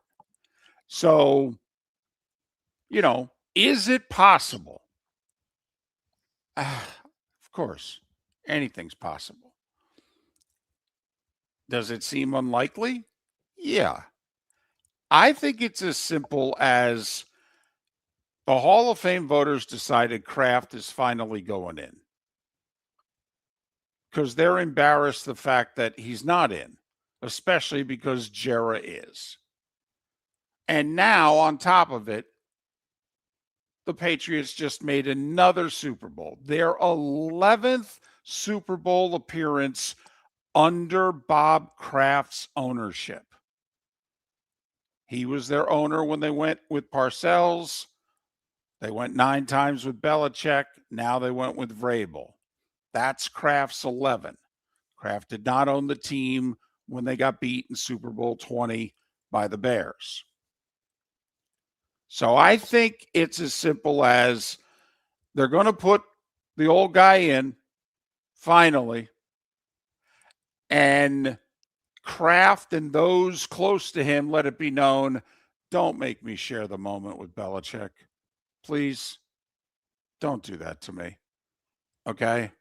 It's not that I won't be grateful for being in the Hall of Fame, but really, I don't want to have to share it with him. And that's what I think is taking place. I think Kraft's getting in, and they made sure that he doesn't have to deal with Belichick also in the ceremony and the dinners and what have you. Here's my question. It's 5 years for a player, right? Yes. So we still got a couple more to go for Brady. Because now I'm wondering, well, hell, if you keep doing this, you're going to put Tom and Bill in at the same time? I mean, how long you want to back this sucker up? It'll be 1 year. It'll be 1 year. Every voter that didn't vote for him should be embarrassed. They should. I'm sorry. This guy, for those either try to throw the Brady thing in, then let's put his assistant coaching. And I know Parcells was the head coach, but it was Belichick's defense with the Giants. And those first Super Bowls that they won were not won because of Tom Brady. They were won because of that defense. Yes, they were. I mean, this is the bigger question, I think, to me going forward, David, is there are a lot of people that want now, people think the baseball hall has too many people voting. But people think that the Pro Football Hall of Fame has too few people voting because something like this can happen with their subcommittees and with the lobbying and the different things that go on there. Do you think this particular vote and the beating that the hall is taking for it will change anything about how the Pro Football Hall of Fame vote takes place? I think maybe procedurally, but no, it's always been a political entity. I mean, come on, Jerry Jones in for a decade now and Robert Kraft not. Okay. And if you want to say that Jerry's a bigger impact business wise, fine. But come on. But I will say, and that was because he got in the old way, right? That wasn't part of the contributor. I mean, as a contributor, Jerry Jones was amazing in what he did for football owners. I'm amazed that the writers put him in for that. That still shocks me. So, no, listen, why Terrell Owens didn't go in till his third year on the ballot? I mean, come on. He's one of the 10 greatest receivers of all time. Statistically, he's one of the 5 greatest receivers of all time. He's a horse's ass. They don't care about that in football. They specifically state it almost in those words. They don't care about that. What did you do on the lines? And they didn't vote him in till the third time on the ballot. So it's always been very political. Your roof is your home's first line of defense. At Pelican Roofing of Florida, Ronnie John and their team bring years of experience to protect what matters most, your family and your business. From residential repairs to large-scale commercial roofing, we deliver honest work, fair pricing, and quality you can trust. An upgrade on your roof can lower your insurance costs. Don't wait for a leak to turn into a disaster. Call the experts at Pelican Roofing today. 1-866-9-PELICAN. That's 1-866-9-PELICAN. Online at pelicanroofingcompany.com. CCC 1332512. Let's talk the big differences between Floor Meisters and the big box store that sells flooring. Floor Meisters is family owned. They do flooring, not doors, nuts and bolts, or weed killer. They specialize in it. They know it. Floor Meisters backs their installer. So if there's ever an issue, good chance the boss, TJ, will come out and make it right. Floor Meisters prices beat the box stores every day of the week. When you think flooring, think Floor Meisters in Naples. Floormeisters.com. Real people, real prices, real quality selection. The Floor Meisters, just keeping it real. American Paint Supplies, celebrating 30 years in Naples, is proud to be the exclusive Faro and Ball dealer in Southwest Florida. The best thing to come from the UK since the Beatles, Faro and Ball has the colors and paints at American Paint Supplies. See why all the designers and painters choose Faro and Ball. For 30 years, American Paint Supplies provides the perfect pairing of service and expertise on 6100 Shirley Street in Naples off of Pine Ridge or online at AmericanPaintSupplies.net. American Paint Supplies is your one-stop shop for all your coating needs. Spring training is a big win for Lee County. Beginning next month, we will proudly host the Boston Red Sox and Minnesota Twins right here in Southwest Florida. It's more than great baseball. It's jobs, visitors, and $69 million in tourism impact for our local economy. Get your tickets at redsox.com and twins.com. Be part of something that strengthens our community. Lee County, building a better community through business, sports, and tourism. This is Miller and Moulton.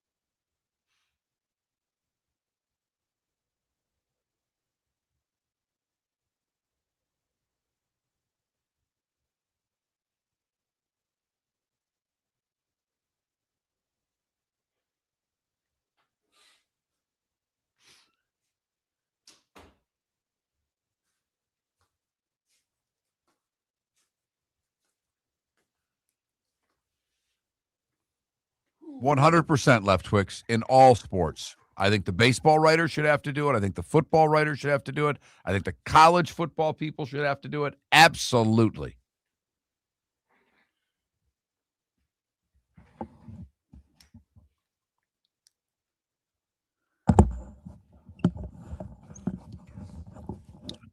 David, do you want me to send Nick a quick text to make sure he got the link, or did you already do that?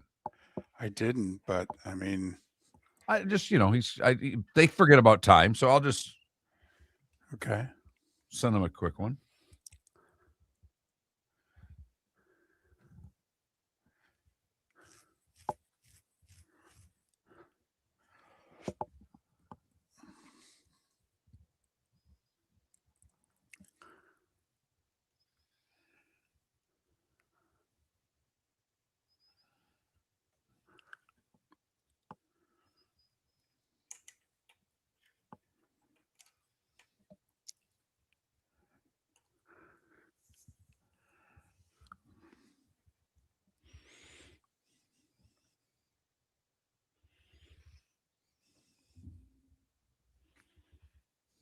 It is 7:30. He could be shoveling.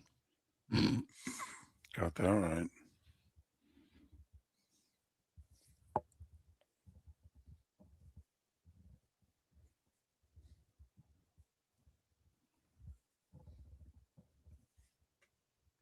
Exactly, particularly in baseball, Left Twix. I never thought football did this without, other than T.O. I'm trying to think of times when I thought they've, until today, that the Pro Football Hall of Fame did something like this.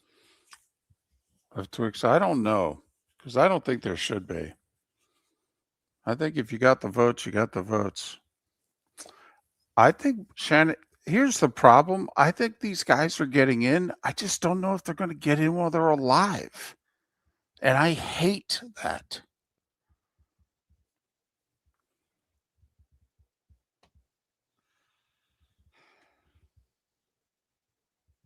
No, Sonny. God, no.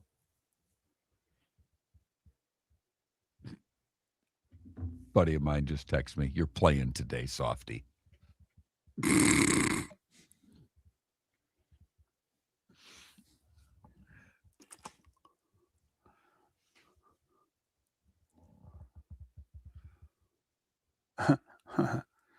That's funny.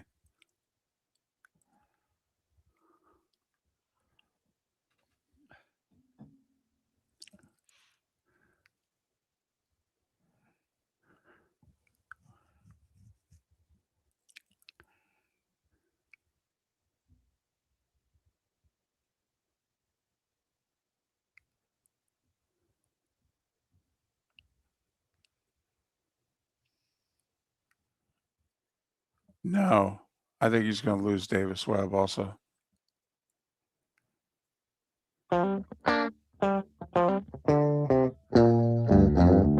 You're listening to Miller and Moulton. And now, here's Mark Miller and David Moulton. 22 minutes till the top of the hour. Seth Everett to join us then. Frank Caliendo, 1 hour from now. Just to have some fun. Shoot the bull. He's coming to Southwest Florida. He's got some shows at the Off the Hook Comedy Club in Naples. And the shows were darn near sold out as of yesterday. If you want tickets, I would check right now. And but Frank's always been good to us. We reached out. He said, "Yeah, I'll come on. We'll have some fun." So we'll have some fun with Frank Caliendo 1 hour from now. Going to be joined here shortly. Talk a little Buffalo Bills with Nick Sabato. He is logging on. I had him on the phone. He's just about to log on. It's a better connection. So I'll give him a minute and a half to remind you of our poll question. Is the Spygate scandal worthy of holding Bill Belichick out of the Hall of Fame for a year? If you were the voters, you would be holding him out. Because right now, 70% say no. But you need 80% to get in. So 30% of you think that this is essentially worthy of holding him out of the Hall of Fame. For the record, I don't. I don't believe David does as well. No. Now, do I think they were cheating? Yes, absolutely, I do. Okay. Do I think his resume overwhelms Spygate? I do. So I think I would still let him in. I would do like my grandfather. I was disappointed in you. Okay. And I was, Bill. I was disappointed in you. But yes, I still would have voted him into the Hall of Fame. But he is not getting in by all accounts. And Bill Polian is walking both sides of the fence because an anonymous voter said Polian was the one that said he should be basically held out a year for Spygate. Polian denies it completely. However, said, I can't remember with 100% certainty who I voted for. Are you kidding me, Bill? Are you kidding me? Now, I am one that believes that all Hall of Fame ballots, baseball, football, you name it, should be made public for what it's worth. So now I know they don't do that. They give you the option if you want it. In fact, the Pro Football Hall of Fame really frowns upon it. They don't want you to make your vote public, even after the fact. We'll get to that in a moment. Nick Sabato covers the Bills, the Niagara Gazette, hosts the Buffalo Press Box podcast. You can follow Nick on X at Nick Sabato GNN. Nick Sabato, Sabato GNN. Nick, hope you're doing well since we last spoke. Do you think this was the grand plan 10 days ago? We're going to fire Sean McDermott to promote Joe Brady? I don't know. Like when they said it was an 100% open search, I don't think I never really bought that. And when you look at who they interviewed, Joe Brady was the first person they interviewed. Brian Daboll, former offensive coordinator. Anthony Lynn, former offensive coordinator. Anthony Weaver, former defensive line coach. Davis Webb, former backup quarterback. I mean, that's half the people they interviewed. There are former Bills employees. Now, Anthony Weaver predated even Terry Pagula, but I mean, I just don't buy that it was 100% open search. I think Joe Brady was probably the guy they had earmarked from the jump. And that's the decision they made. How much I think it's a lot. I'm just curious what you think. You're on the scene. How much did Josh Allen have to do with who was hired? Yeah, I mean, I don't think he would have signed off on a decision he wouldn't have liked. Like they wouldn't have hired somebody he didn't like, but I don't know that he necessarily made the decision. I mean, he's very close with Brian Daboll. He's very close with Davis Webb. Davis Webb's one of his best friends. So I don't know that he, kind of said, this is who I want to be the coach. But they certainly wouldn't have hired anybody he didn't like. Nick, did we miss it, or has Josh said anything publicly positive about McDermott since he got fired? Because it seems as if his silence about McDermott is speaking volumes. Yeah, he hasn't spoken since that teary-eyed press conference after the AFC divisional loss in Denver. He was not at locker cleanout, which is unusual. We were told, when we left that day, the day after the game, that we would get him at a later date. And I don't know if PR knew at the time that they were going to be changing head coaches. But we have not seen or spoken to Allen since that press conference in Denver.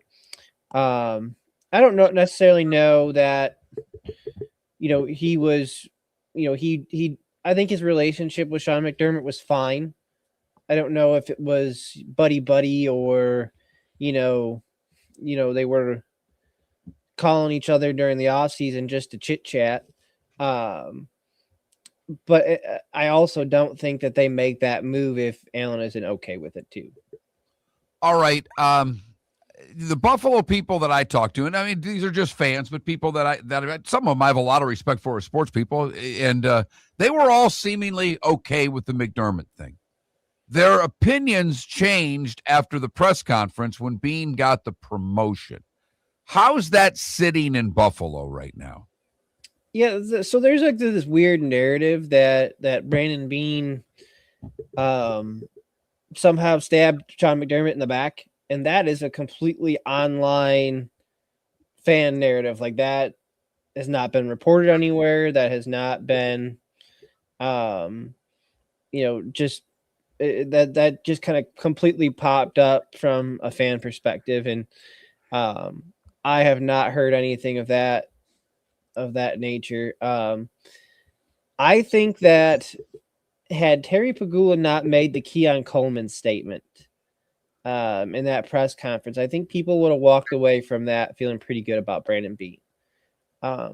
Because usually people feel pretty good with it after talking to Brandon Bean. I mean, he's got a good way of being able to communicate. But yeah, I mean, there's a certain sentiment that, Brandon Bean, for whatever reason, since he made some comments on a local radio show, he's kind of been a villain and he's taken on more heat than he has in the past. And there are narratives that he's not a good drafter, or the roster wasn't any good, or this things that are convenient over the last year or so. Nick Sabato, Niagara Gazette, kind enough to join us. He also is co-host of the Buffalo Press Box podcast. Follow Nick on X, Nick Sabato, GNN, Nick Sabato, Sabato, GNN. All right. What a week plus later is fair to say about Sean McDermott in terms of where he held this franchise back? Because that's clearly what Pagula is saying. Okay. I'm making the move because I don't love this guy. He's really good, but he can't get us over the top. Nick, you've been around this franchise the whole time he was there. Is there one or two things in which that is legitimate, that upon further review, Sean did hold this franchise back? Yeah, I think his defensive scheme is at one time innovative. He was one of the first guys to say, I'm going to play two high safeties, I'm going to play nickel, and I'm going to make you, dink and dunk all the way down the field, but you're not going to go deep. And that came from getting shredded by Patrick Mahomes. He went from a disciple of Jim Johnson, Steve Spagnuolo, blitz all the time, to I'm not going to blitz very much, and this is what we're going to do. But it never evolved. I think his defense became too passive, and he went completely the opposite way, and it was really holding them back. And then I think he struggled to move on from certain players defensively from a personnel perspective. And I think there's a certain type of player he was looking for. And I think that really pigeonholed Brandon Bean in terms of, the pool of players I can choose from now is not very big. And I think that was an issue. I think he built a nice culture, but didn't trust his culture all that much. And so that's how you end up, bringing back a bunch of guys that maybe are past their prime, or, we thought were retired. And that's kind of a big sticking point over the last, few seasons. And, he's just an intense guy. He's really intense. And I think that grinds people. It wears on people over time. And whether it's, players or whether it's front office people, you just kind of like, all right, enough is enough. So Joe Brady's going to have to make changes with the defensive coaches. I think that's obvious to all of us. But as you pointed out, there are a lot of personnel moves that have been made. A lot of guys that we talked about all year that we think were overpaid on the defensive side of the ball. The Bills are kind of up against it salary cap wise. How many changes can they make to this roster to do what's necessary on the defensive side of the ball? Yeah, there's a few moves that they can make. I don't know how much they have to. I am of the belief that they did not have a defensive personnel issue last year. I think they can make upgrades in certain areas, certainly. But I don't think that they need to overhaul the defensive talent. I think they needed to add a little jolt to their pass rush. They need to find that piece opposite Greg Rousseau. It's been something that they've needed for years. They needed to bolster their safety spot next to Cole Bishop. They need another linebacker. But they've got some other pieces in place that I think it can. I mean, this was the number 7 defense in the NFL last year. It's weird to say that as much as they struggled against the run. This is the number 7 defense in the NFL. So I don't think that they have a big talent problem. I just think that they need to find the right guy that is going to maximize the talent that they have. And you would assume that it would be somebody outside the organization, but Bobby Babich is still employed by the team, as far as I know. So I think if you're gonna, I don't know if that's gonna last. I think if you're gonna go and tell people we're gonna run it back with everybody but Sean McDermott, I don't know the whole lot of people are gonna get on board with that, and I don't know how much sense that makes. Nick Sabato covers the Bills, Niagara Gazette, co-host of the Buffalo Press Box podcast. Follow him on X, Nick Sabato, Sabato, GNN. Nick Sabato, GNN. Nick, thanks for doing this. We appreciate it. Try to stay warm. Good luck. We'll talk during the free agency if that's okay. All right. Thanks, guys. Nick Sabato, kind enough to join us once again here on Miller and Moulton. Boy, Bobby Babbitt's been around a long time, as pointed out in our Twitch chat room, head coach in North Dakota State in the mid-'90s, but he was with Lovie Smith and his staff when the Bears went to the Super Bowl. He's been around a while. You know, I think Nick's final point's the most important one that he made. If they try to just run this thing back, oh boy. And we talked about it a little bit yesterday. Brady's got, I think 3 years. Most of the people on the poll question thought 2. I think it's one more than that. He's got 3 years to get this team to a Super Bowl. But if he doesn't, back to our poll question yesterday, David, Lamar, Allen, or neither, who gets to a Super Bowl first? Well, neither won that in a big way. 59% of our voters think neither Josh Allen or Lamar are ever going to get to the Super Bowl. That's shocking to me. So the window has, it's not closed with Josh, but personnel-wise, I disagree with him. I think some personnel changes need to be made. Their best players their highest paid players aren't doing enough for them defensively, David. Well, they definitely need an edge rusher opposite Rousseau. I mean, they haven't had one since Von Miller got hurt. Seth Everett next. Mark Miller for Sleep Treatment Direct. They are helping me with sleep apnea. And by helping me, I mean curing me. No more CPAP machine. No more snoring. No more tossing. No more waking up exhausted. Their expert team got me the right treatment, fast and hassle-free. If you want to feel energized and get rid of your snoring, call Sleep Treatment Direct today. 444-1741. That's 239-444-1741. Sleep Treatment Direct. Sleep safe and sound. Let's talk the big differences between Floormeisters and the big box store that sells flooring. Floormeisters is family owned. They do flooring, not doors, nuts and bolts, or weed killer. They specialize in it. They know it. Floormeisters backs their installer. So if there's ever an issue, good chance the boss, TJ, will come out and make it right.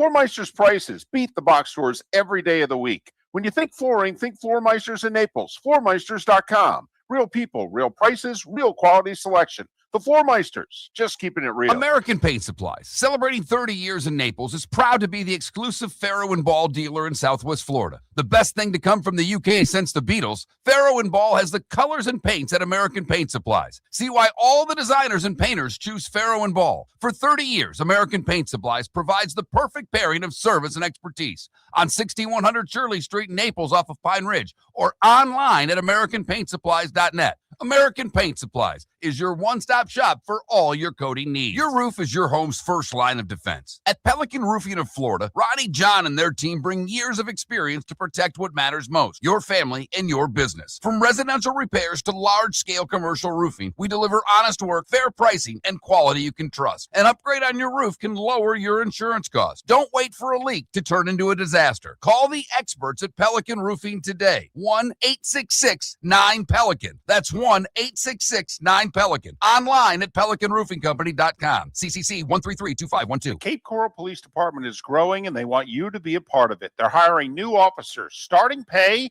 is between $74,000 and $90,000, depending on your experience. And with a $10,000 hiring bonus, you could be making $100,000.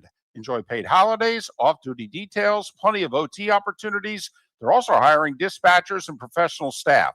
So go to CapeCops.com. CapeCops.com. Be brave, be best, be Cape. Hey, football fans, Jimmy the Beef Guy here. This is coming up fast. Wait, did you just beat me? You mean I can't say soup?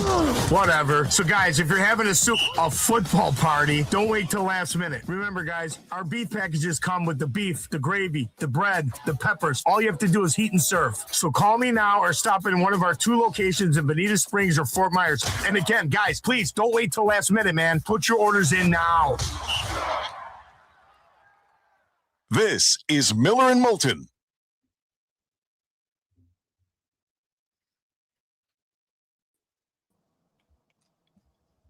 Hello, Seth in a car. Hi, guys. Can you hear me? Very well. Again. Okay, good. It works. Excellent.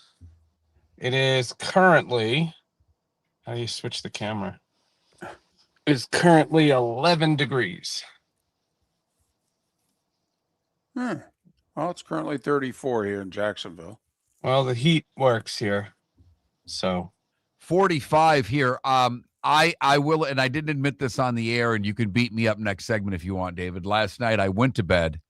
It was so cold in our house that I got up, put socks on to sleep. That wasn't enough, and then I turned the heat on. Kind of animal.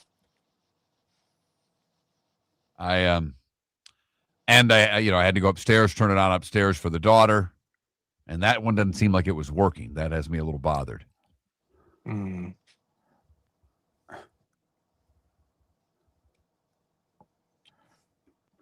I did not think I was leaving my house until noon at the earliest. So what's going on? I don't know. One kid doesn't feel well. Gotcha. And so she's staying home, and she's the driver. So I had to drive the other one. Ah. Are they at the same school, right? They're both in high school, right? No. Oh, no. Eighth grade okay. And senior. Michael, I think it's the first time. I've lived in this house for 8 years. The heat's been on maybe 4 times. Maybe. And I fought the wife all day yesterday. She's like, are you going to turn the heat on? And I'm like, I'm sorry, what'd you say? And that was my response every time she said it. Then I went and got some ice cream and had it in front of her just to show off. In our group chat from all the Syracuse alums, 3 of them are in Phoenix, and during the blizzard, they kept sending the screenshots of their weather. It was like 62, 66. Seth, I'm so soft it's going to get to 60 degrees today, and I'm contemplating not playing golf because it's too cold. That is definitely a first world problem. Right.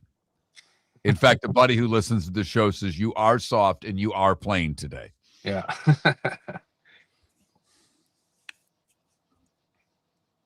I might have to make a bagel store run after this.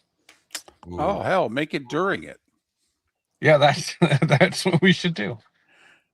You should. That would be fantastic if it was a drive-through place and you could do the drive-through while on. Right? And just go like that. Hey, guys, Exactly. hold on 1 second. Can I have 2 pumpernickel? Pumpernickel. Love me some pumpernickel. Pumpernickel. Love me some pumpernickel. What's your bagel of choice, Seth? Me? I'm plain. I for the most part am too. Cream cheese? Yeah, but I like I don't mind sesame, but it makes such a mess, and I keep a very clean car. Oh, okay. Really? Yeah, I'm a little nuts about the cleanliness. Yeah, good for you. So's David. Right. But he likes pumpernickel. I'm being totally facetious. We used to give him such a hard time. Oh, because it's a mess. About the stuff in his car back in the day. To me, eating in the car is called fine dining. I eat in the car, but I keep it neat. There's no nothing with sesame seeds. No McDonald's then. Right. My teams are terrible, by the way.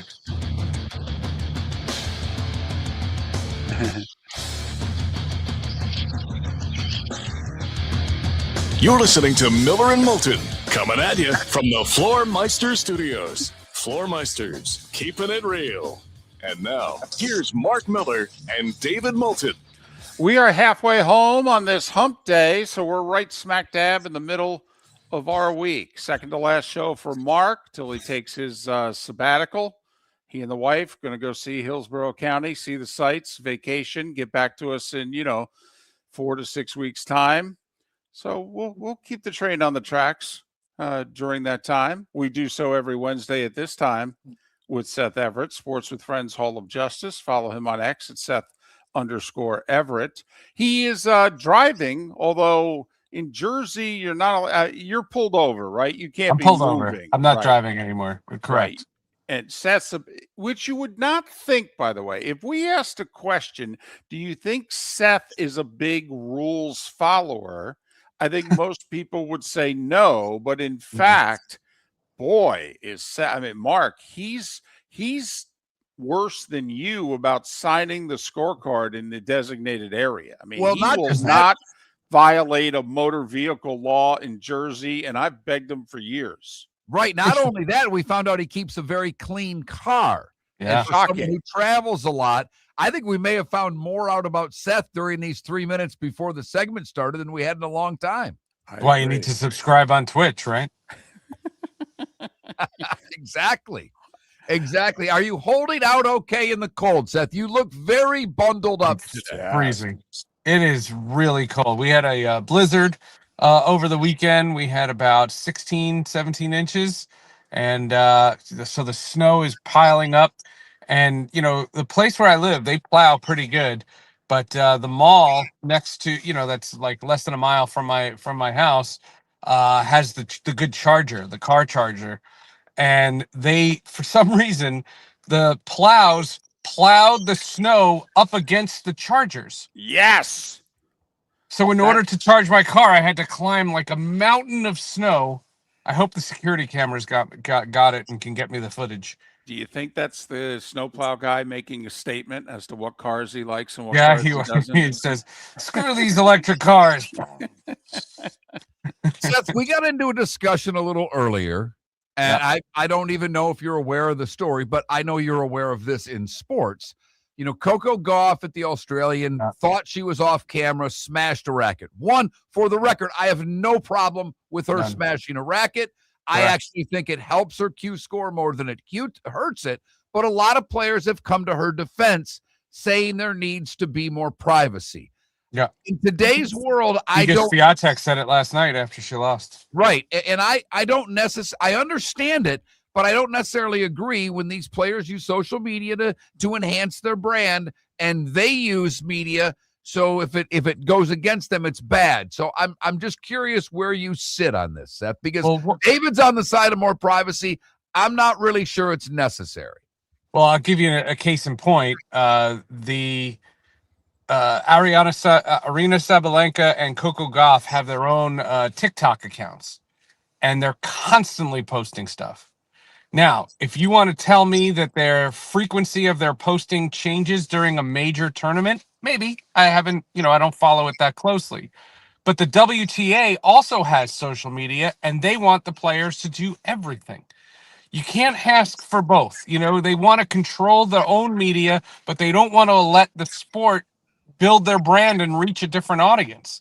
So I just think that Iga and Coco were both speaking after they lost earlier in the tournament than they wanted to. And I think that the stuff about privacy and all that stuff, it may be valid, but to me, this sounded like players who lost being frustrated.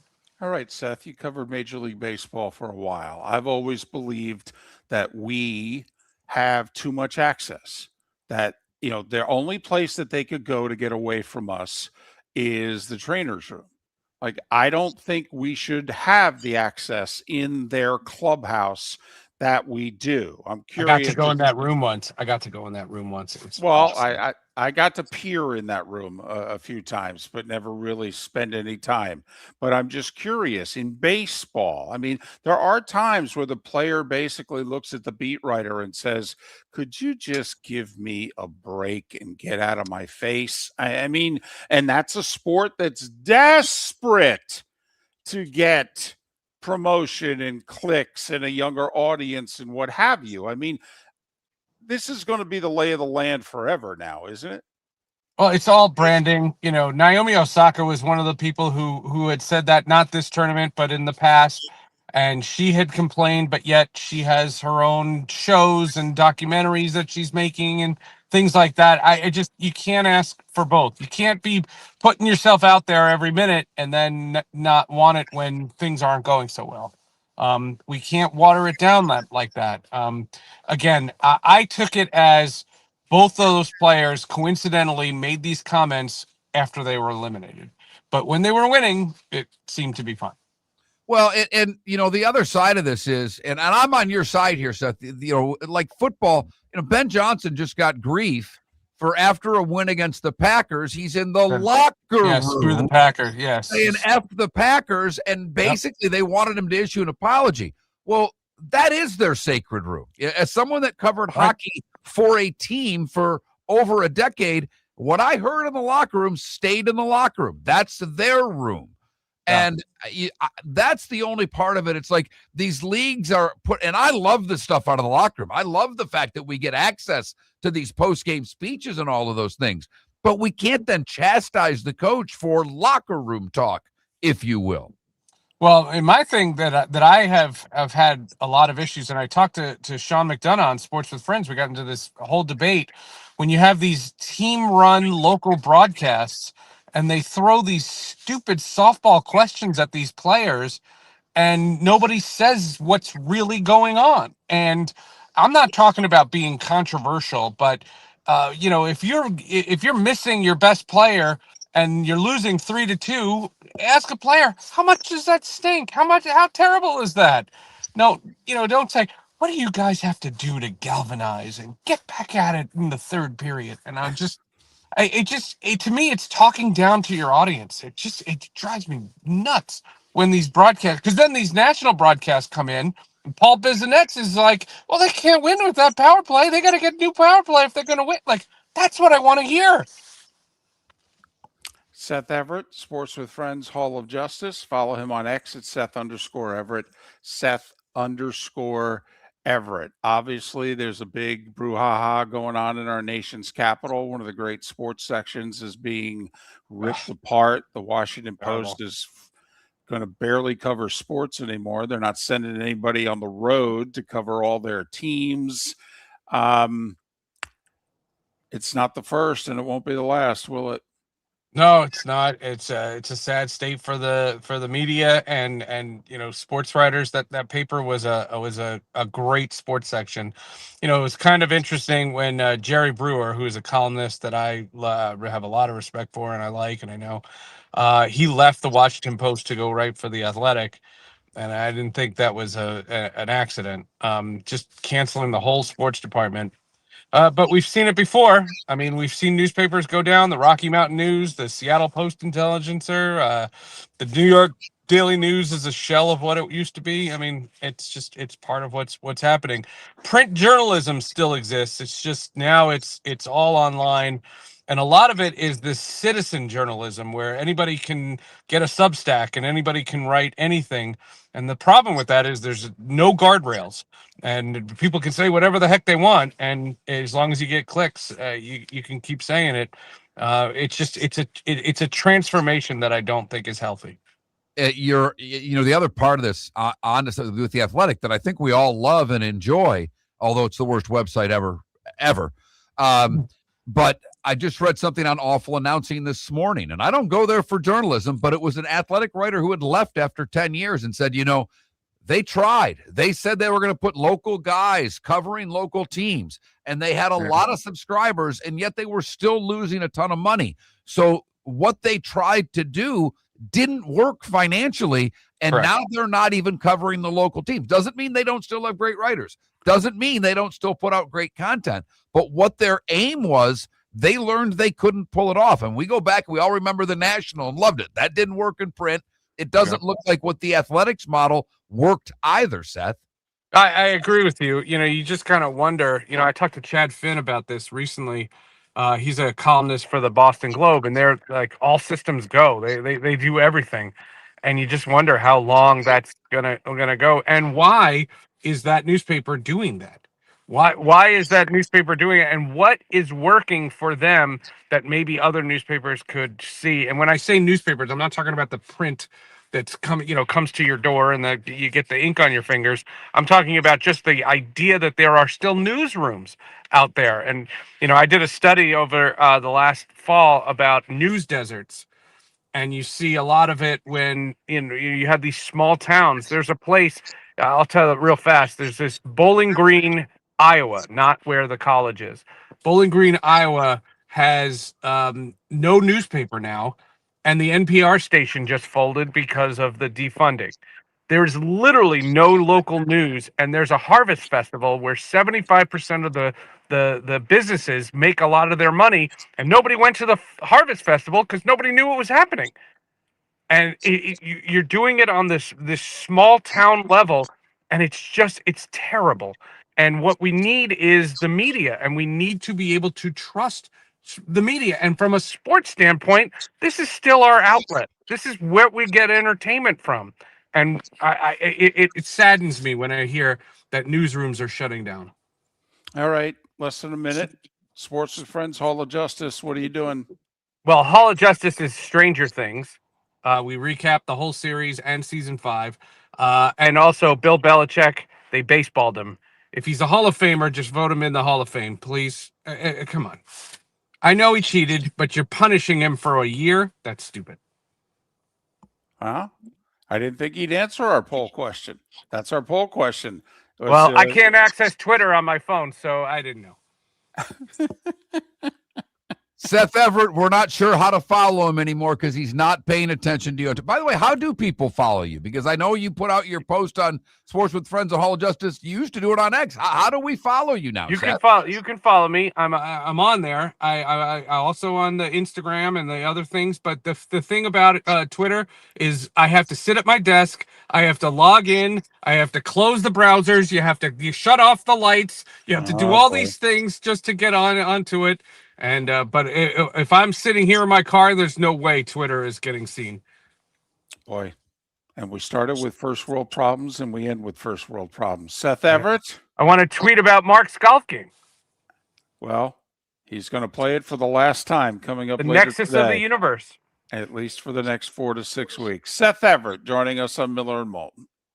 American Paint Supplies, for nearly 30 years, is your one-stop shop for all your coating needs. If you are a designer, a contractor, a professional painter, or a weekend warrior, American Paint Supplies is the place where experts go to get expert solutions. At 6100 Shirley Street in Naples off of Pine Ridge, American Paint Supplies delivers the best solutions with the best products with the best support. Meet Gene and his team today at American Paint Supplies. Call 239-566-2700. That's 566-2700 or online at AmericanPaintSupplies.net. Let's talk the big differences between Floor Meisters and the big box store that sells flooring. Floor Meisters is family owned. They do flooring, not doors, nuts and bolts, or weed killer. They specialize in it. They know it. Floor Meisters backs their installer. So if there's ever an issue, good chance the boss, TJ, will come out and make it right. Floor Meisters prices beat the box stores every day of the week. When you think flooring, think Floor Meisters in Naples. Floormeisters.com. Real people, real prices, real quality selection. The Floor Meisters, just keeping it real. Your roof is your home's first line of defense. At Pelican Roofing of Florida, Ronnie, John, and their team bring years of experience to protect what matters most, your family and your business. From residential repairs to large-scale commercial roofing, we deliver honest work, fair pricing, and quality you can trust. An upgrade on your roof can lower your insurance costs. Don't wait for a leak to turn into a disaster. Call the experts at Pelican Roofing today. 1-866-9-PELICAN. That's 1-866-9-PELICAN. Online at pelicanroofingcompany.com. CCC 1332512. Cape Coral Police Department is growing and they want you to be a part of it. They're hiring new officers. Starting pay is between $74,000 and $90,000 depending on your experience. And with a $10,000 hiring bonus, you could be making $100,000. Enjoy paid holidays, off-duty details, plenty of OT opportunities. They're also hiring dispatchers and professional staff. So go to capecops.com. capecops.com. Be brave, be best, be Cape. This is Miller and Moulton.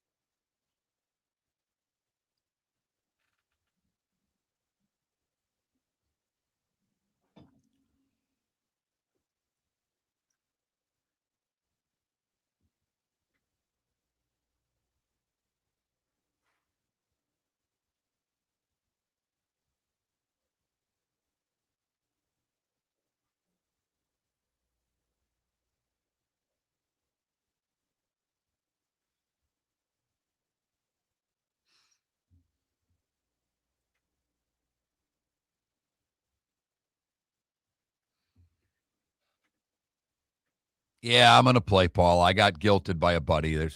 It's the last time I'm going to be there. I got a lot of friends there. I want to say goodbye before I take off for a few weeks.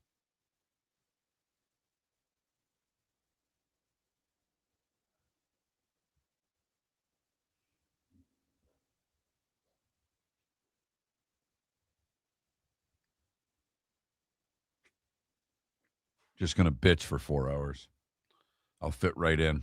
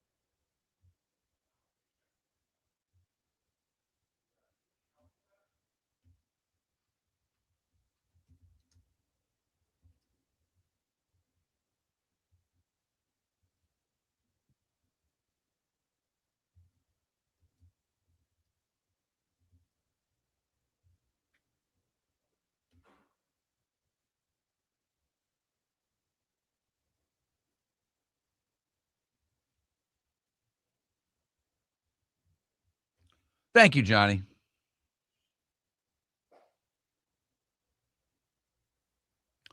Paula, to be honest, the thing that I'm probably most bummed about because I'm incredibly confident that this is a speed bump. I truly am. I am not. This is not me playing an act. I am extremely confident that I'm going to beat this. Not seeing my daughter for however long that I'm in the hospital is going to drive me effing crazy. I pick her up from school damn near every day. We spend a lot of time together. That's going to bother me.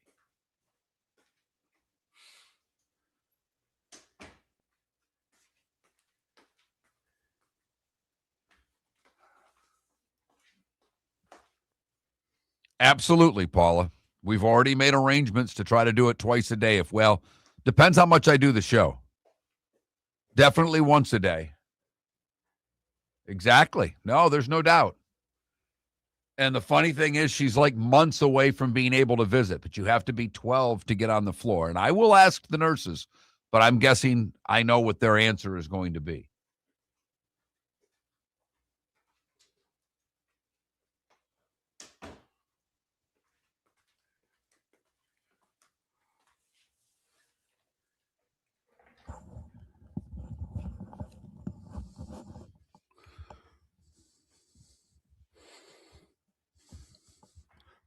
Again, Michael, no. She's not old enough.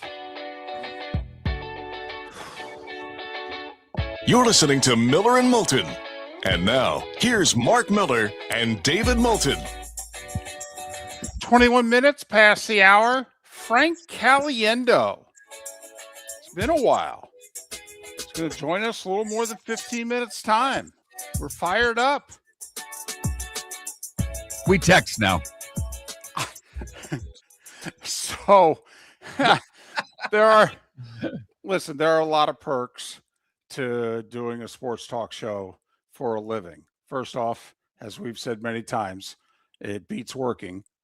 And secondly, the two of us do have people in our cell phones that, most people don't have. And so before the show, Mark said to me, I got Caliendo's number. I'm like, oh, I don't have it. And Mark hasn't offered it yet either. Okay. Mark's kind of like, no, I'm going to hold on to this one, at least for today. For this appearance, I'm going to hold on to this one. You know, the one that I have that I've been as tempted to call recently, or not call, text, is Kiffin. And I don't know if he still has the same number. But I've got Lane's number in there. And with everything going on, it's like, Lane covered the SEC in Florida, got 5 minutes for a morning show because Lane loves Lane. Yes. I mean, he truly does. Uh-huh. Whatever you think about him is irrelevant. But Lane not only likes Lane, Lane would prefer that you like him. You know, there are a lot of people, coaches, etc., out there that don't give a damn what you think of them. Lane cares what his public perception is. Yes. Immensely. Well, at least he did until, but even still, he's trying. I mean, he's still, he posts things and then he takes things down because they're not met, even though they last forever because everybody screenshots everything someone like that does. So, So we still have his number from his FAU days. Right. Right. So it's one of those, does it still work? Exactly. So, I like Coach Spurrier. I've never, I don't think he takes texts. Probably not.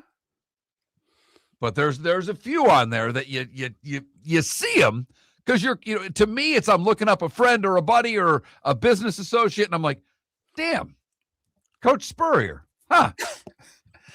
I know we've told this before, but our old producer, John Cassio. So Pat Kerwin would come in. There was a time when Pat came into the studio regularly, but then Pat would only come in like once a year. And it was stone crab time. Okay. Pat would come in and get stone crabs. And John looked forward to that trek more than any other day all year. Because what would happen is the three of us would be in the studio eating, Pat, Miller, and Moulton. And we'd be, going crazy, going ham on pincher stone crabs. And John would grab Pat's phone. And as you would expect, this is a who's who of the NFL phone. Who's who? He has everyone's number. And every now and then, Pat would realize what John was doing, and he would just lean over during a break and go, "You can never call Goodell." Got it?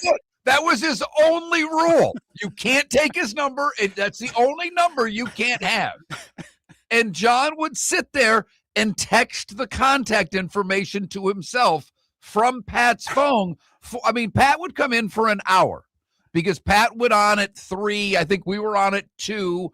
Pat would come in at like 1 o'clock, and we would always tape our hour with Pat because we were on at the same time.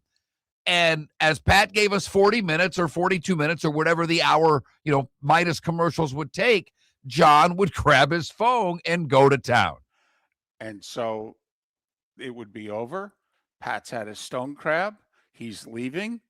Cassio would come in, and we would go, "How did it go?" And he'd go, "Oh, it was really good. I got through the T's. I got all the way through the T's." That's how he judged the appearance. How far through the phone did he get? I want to ask it. I know, the Jacksonville audience, the Tampa audience, this isn't really for you, but if you held out, you impressed me. But here in Southwest Florida, and, the daughter had soccer last night. I was talking to a couple of the dads and talking about, did you put the heat on? And like, hell no is the answer. It's not no. That's our badge of honor as men in Florida. We don't turn the heat on. I broke down last night. It was so cold. I tried sleeping with socks. That didn't do it. I turned the fan off. That didn't do it. And I couldn't fall asleep because I was cold. I'm like, enough of this. I'm turning the heat on. Yeah, it's balmy today in Jacksonville. It's currently 34. So needless to say, we've had the heat on for a couple days. I don't begrudge anybody in Jacksonville, and Tampa's had much colder weather than we've had. So I'm not, Huntsville, my goodness, that's crazy talk. But you get that heater smell. There is an odor that comes with it, because I've lived in this house, I think, for 8 years, 7 years, and I think we've had the heat on 4 times. And usually it's the wife. But last night, she woke up this morning. I said, I did it. I turned the heat on. She goes, I can tell. Thank you. Because she was asking me last night to turn the heat on. Are you going to turn the heat on? And I literally, what did you say? I didn't even acknowledge the question. I would either ignore her or not acknowledge what she said. And I did it on my own. Before we bring Caliendo on, it's year 2. Are you watching the TGL at all? I've not watched a match this year, and I watched a decent amount of it last year. Okay. I've been watching college hoop instead. The college basketball season's been good. I also have the NHL package. I watched Buffalo play Montreal the other night. Just because Buffalo's playing well, Montreal's pretty good, and the game was feisty. So I'm like, this is pretty good. It was a night I'd planned on watching Boston against Vegas, and that's when Boston scored 3 in like the first 4 minutes of the game. Like, well, I don't need to watch this. Well, for what it's worth, a couple of people in my life who had watched a little TGL last year and then went away from it have watched it this year, and they've said to me, you know what? It's getting better. It's growing on me. Okay. I'm not one of those. I'm out. Don't care. But I'm a big proponent of women's sports. I'm a big proponent of the LPGA Tour. I would have invested in the LPGA Tour a long time ago. All right. So apparently they're going to do a women's TGL. Right. Now, a few of them, including Nelly Corda, made the comment in which she said, don't get me wrong, this is nice. We'll have some fun. But we were kind of hoping to do it with the guys. Kind of hoping that, we could all let our hair down. We've got that mixed event in Naples in December. Right. Okay. And I actually think, this is where, for as boring as the men are, I think the women are more boring. Like, I worry that, because they would be phenomenal if they'd let their hair down, but they don't let their hair down. Yeah, I want Charlie Hall ripping heaters, knocking back a beer, and talking trash for an hour and a half. Right. I do. Now, she's going to be in this, which is great, because, they need as much personality as possible. But, I'm with Nelly. I actually think if they had done team stuff in the TGL, male and female, I actually think it would work. Well, it would work David, and this is, I'll get on the media here, because they've got to be able to talk a little smack, and then the media's got to allow for the guys to give the girls a hard time and not get into their grill about it, if you know what I mean. I mean, it's where, you know, Right. and for the girls to say, boy, you hit that one like a girl, and have not everybody blow up.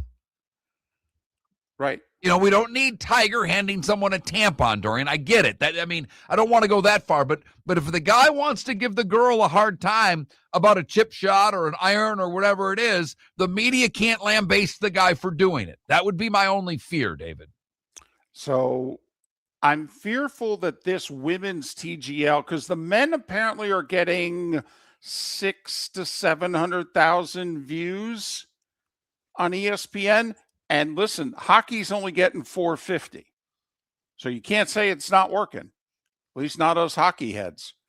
But I'm not sure this women's TGL is going to work. I don't know if there's enough personality known that's going to be a part of it. Somebody needs to emerge quickly where this is like stand-up material.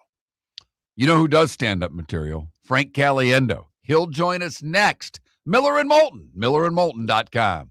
Your roof is your home's first line of defense. At Pelican Roofing of Florida, Ronnie, John, and their team bring years of experience to protect what matters most, your family and your business. From residential repairs to large-scale commercial roofing, we deliver honest work, fair pricing, and quality you can trust. An upgrade on your roof can lower your insurance costs. Don't wait for a leak to turn into a disaster. Call the experts at Pelican Roofing today. 1-866-9-PELICAN. That's 1-866-9-PELICAN. Online at pelicanroofingcompany.com. CCC 1332512. Spring training is a big win for Lee County. Beginning next month, we will proudly host the Boston Red Sox and Minnesota Twins right here in Southwest Florida. It's more than great baseball. It's jobs, visitors, and $69 million in tourism impact for our local economy. Get your tickets at redsox.com and twins.com. Be part of something that strengthens our community. Lee County, building a better community through business, sports, and tourism. Mark Miller for Sleep Treatment Direct. They are helping me with sleep apnea. And by helping me, I mean curing me. No more CPAP machine. No more snoring. No more tossing. No more waking up exhausted. Their expert team got me the right treatment, fast and hassle-free. If you want to feel energized and get rid of your snoring, call Sleep Treatment Direct today. 444-1741. That's 239-444-1741. Sleep Treatment Direct. Sleep safe and sound. Let's talk the big differences between Floormeisters and the big box store that sells flooring. Floormeisters is family owned. They do flooring, not doors, nuts and bolts, or weed killer. They specialize in it. They know it. Floormeisters backs their installer. So if there's ever an issue, good chance the boss, TJ, will come out and make it right. Floormeisters prices beat the box stores every day of the week. When you think flooring, think Floormeisters in Naples. Floormeisters.com. Real people, real prices, real quality selection. The Floormeisters, just keeping it real. This is Miller and Moulton.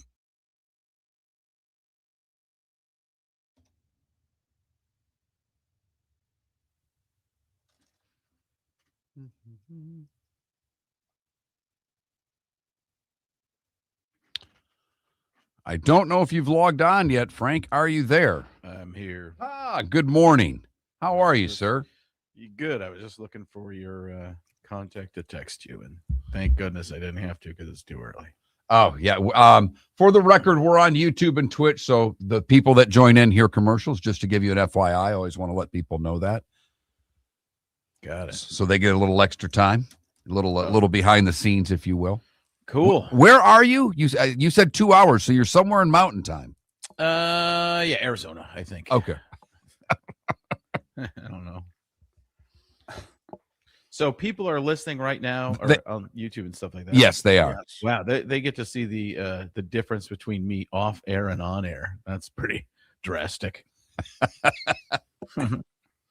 I've been thinking about it. I figured at some point between yesterday and now, you had to have at least 2 NASA jokes about Huntsville. Huntsville. Make it a single syllable. Huntsville. Yeah, I got nothing. Especially this time of the morning. I understand. Appreciate you doing this so damn early. No problem. I'll turn it on once we get going. This is just I want the YouTubers to see me for real, to hear me for real. They're probably confused right now. We could have done that StreamYard thing. It syncs up really well. Oh, does it? I didn't know that. Okay. Yeah, I sent you that link. Yeah, is that how they did that? All right, that's. Yeah. I was just laughing at the Tongue of Ialoa references. Tongue of Ialoa, come on. Tongue of Tuvalayava, flavor. Come on. So, are you? You're in Florida this week now. You know, you've done so much sports stuff. Are you going out for the Super Bowl or any of that, or no? Yeah, I'm going to be there for 4 days earlier in the week. Okay. I got a bunch of national shows, and I don't know what else yet. Kind of piecing it all together. Yeah, I've seen it. You, I mean, I'm guessing you're probably doing Eisen. I've seen a few with Rich. Eisen, I'll do. Good Morning Football's in there. Sure. I'm sure there'll be some internet streaming stuff, Yahoo, some other stuff like that. So I just I try to get the anchor pieces in there, and then I just go and I'm the Super Bowl's best filler. So when there's not an A-list star or a Pro Bowl, all Pro NFL type player, I'm not going to say Pro Bowl because that includes Shador, right? Right. Right. So I they're looking to fill because they're just sitting there kind of gabbing in radio media row. And I walk in, they're like, "Oh, you can fill 20 minutes for us. That'll be great." Well, I think that's the first time that we had you on. In Radio Row, it used to be jammed. I don't know how busy. We haven't been out in years. It's Thursday, Friday. I only go once in a while. I've got a lot of shows to sell, so I'm going to do that. But the Thursday, Friday is really busy. But mornings, all the East Coast and Central time, it's 5 a.m. there. People aren't getting up to do that. Right. So, yeah, it's a tough week for us to get a lot of guests, period, because Yeah. they're out there and it's, Yeah, people record in the middle of the day and play back, which is never quite as good. No, that's what we did a lot. I mean, that's how we could survive out there. When you're at that time, we weren't on in multiple markets. So you're a small market, you take what you can get. Right. And you're there all day. And next year, the Super Bowl's in LA. Yeah, that'll be nuts. Eisen does a great job getting his stuff on video. No one in our business, I think, does that better at getting stuff out, whether it's TikTok or whatever, Instagram. He does a pretty damn good job. Whoever his people are, they get that out and get good material out quickly. Yeah, they have a whole, I think, department now, and with Disney Plus, it's all, it's the highest level that's ever been. No doubt. No doubt. All right, we've got 15 seconds before we go. Thank you, Frank. Thank you.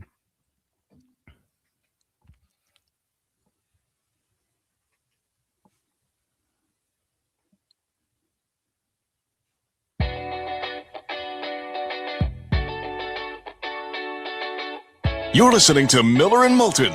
And now, here's Mark Miller and David Moulton. 22 minutes till the top of the hour, and this is a thrill. It's been a while. Frank Caliendo, kind enough to join us. He's coming to Southwest Florida this weekend. He's got 4 shows at the Off the Hook Comedy Club. They are 99% sold out. 2 on Friday, 2 on Saturday. Follow him on X at Frank Caliendo. Frank, it's David and Mark. Good morning. How you been? I'm doing great, guys. This is for anybody watching you guys on YouTube. This is a completely different me than they just heard. Well, Hakuna Matata. Here we go. I'm revving up the Tony Romo bill. Oh, Jimmy, Jim. Here we go, Jim. Tony. Is there any easier voice to do than Romo? Because he just seems to grunt for 4 hours. Jim, oh, look at that, Jim. What do you think he's going to do here, Jim? What do you think he's going to do? I'm smiling from sketcher to sketcher. Oh, yeah. I was actually in my car on the way to a corporate event last night because all I can do with Nats is Tony. And the reason it's basically the VU meter just seeing it go, Tony, the lights lighting up along it. So But I was figuring it out. Hello, friends. Jim Nance along with my pal Tony Romo. And you got to find the funny Nance is somewhere between golf Nance and football Nance. It's not just straight football Nance. It's better to do golf Nance during a football game as far as sketches go. And getting closer, but I figured out it's in there, Tony. Yeah, it's almost Adam West. How Batmobile. How much work do you put into like a Romo? Like, do you watch a ton of video? Do you not? I was watch doing it before anybody else was doing it. That's the crazy thing. Is you start doing it and it unlocks it for everybody. And trust me, I'm not the only one that happens to. But it's yes. So I watch a lot of stuff, and just repeat a lot of stuff. My take on Tony Romo started as basically he would say his modifiers in the English language was adjectives and adverbs. He'd say things like, "Ooh, he's incredibly amazing," and amazingly incredible. He's amazingly incredibly amazing. So he gets lost in his own analogies. He goes, "Oh, he's running so fast there, Jim. Oh, Jim, he's moving like a car that goes to 0 to 60 really, really fast." I can't think of one of the name of those. Now, there have been people who don't like being impersonated. Has there anybody who has been as endearing of your impersonations as John Gruden? Yeah, I don't know if there has been. Gruden's the one who got it the most, but I met him early on. So it's when you meet the person, it really changes because they see where you're coming from. Because I'm a fan. So I look at Madden. I was a fan. I look at even people that I might not like in some way, shape, or form.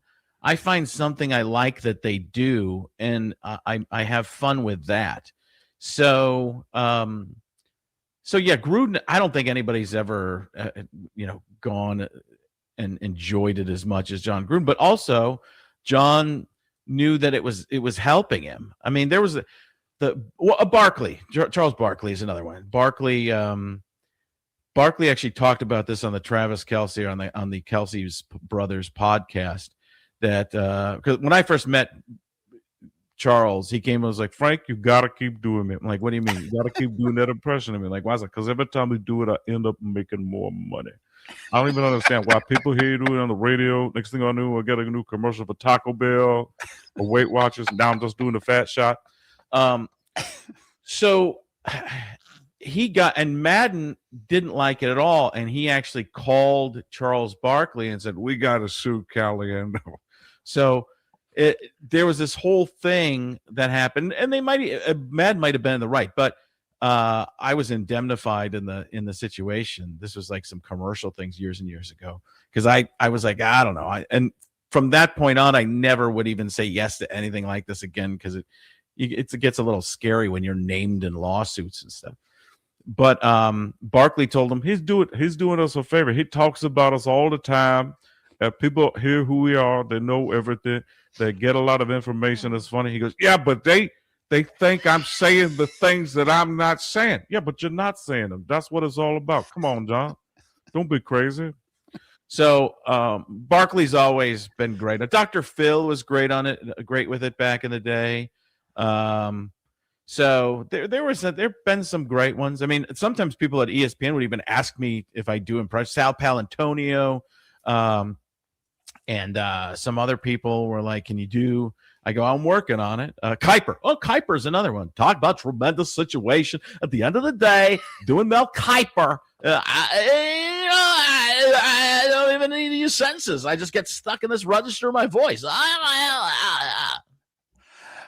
Is there any Kuiper called me. I'm sorry. I know it's your interview, but I just tend to talk. Oh, that's fine. You missed YouTube, Frank. So after I did Kuiper, he called me the first time I did Kuiper. They didn't tell anybody it was coming, and they just aired it, and it kind of like threw confusion at ESPN during the draft. And Kuiper called me afterwards, like, the entire Kuiper family enjoying that. I don't say Todd as much as you say it, but I do. hear what Todd McShay says, and I just want to correct him.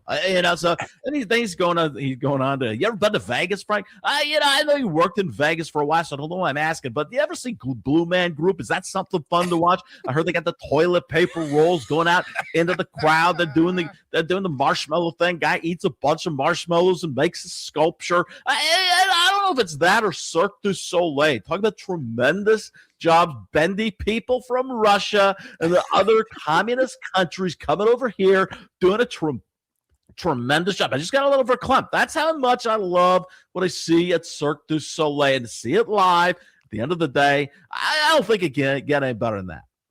The incomparable Frank Caliendo. Follow him on X at Frank Caliendo. He's going to Southwest Florida, 4 shows, 2 Friday, 2 Saturday. They are 99% sold out at the Off the Hook Comedy Club in Naples. How many shows do you do a year?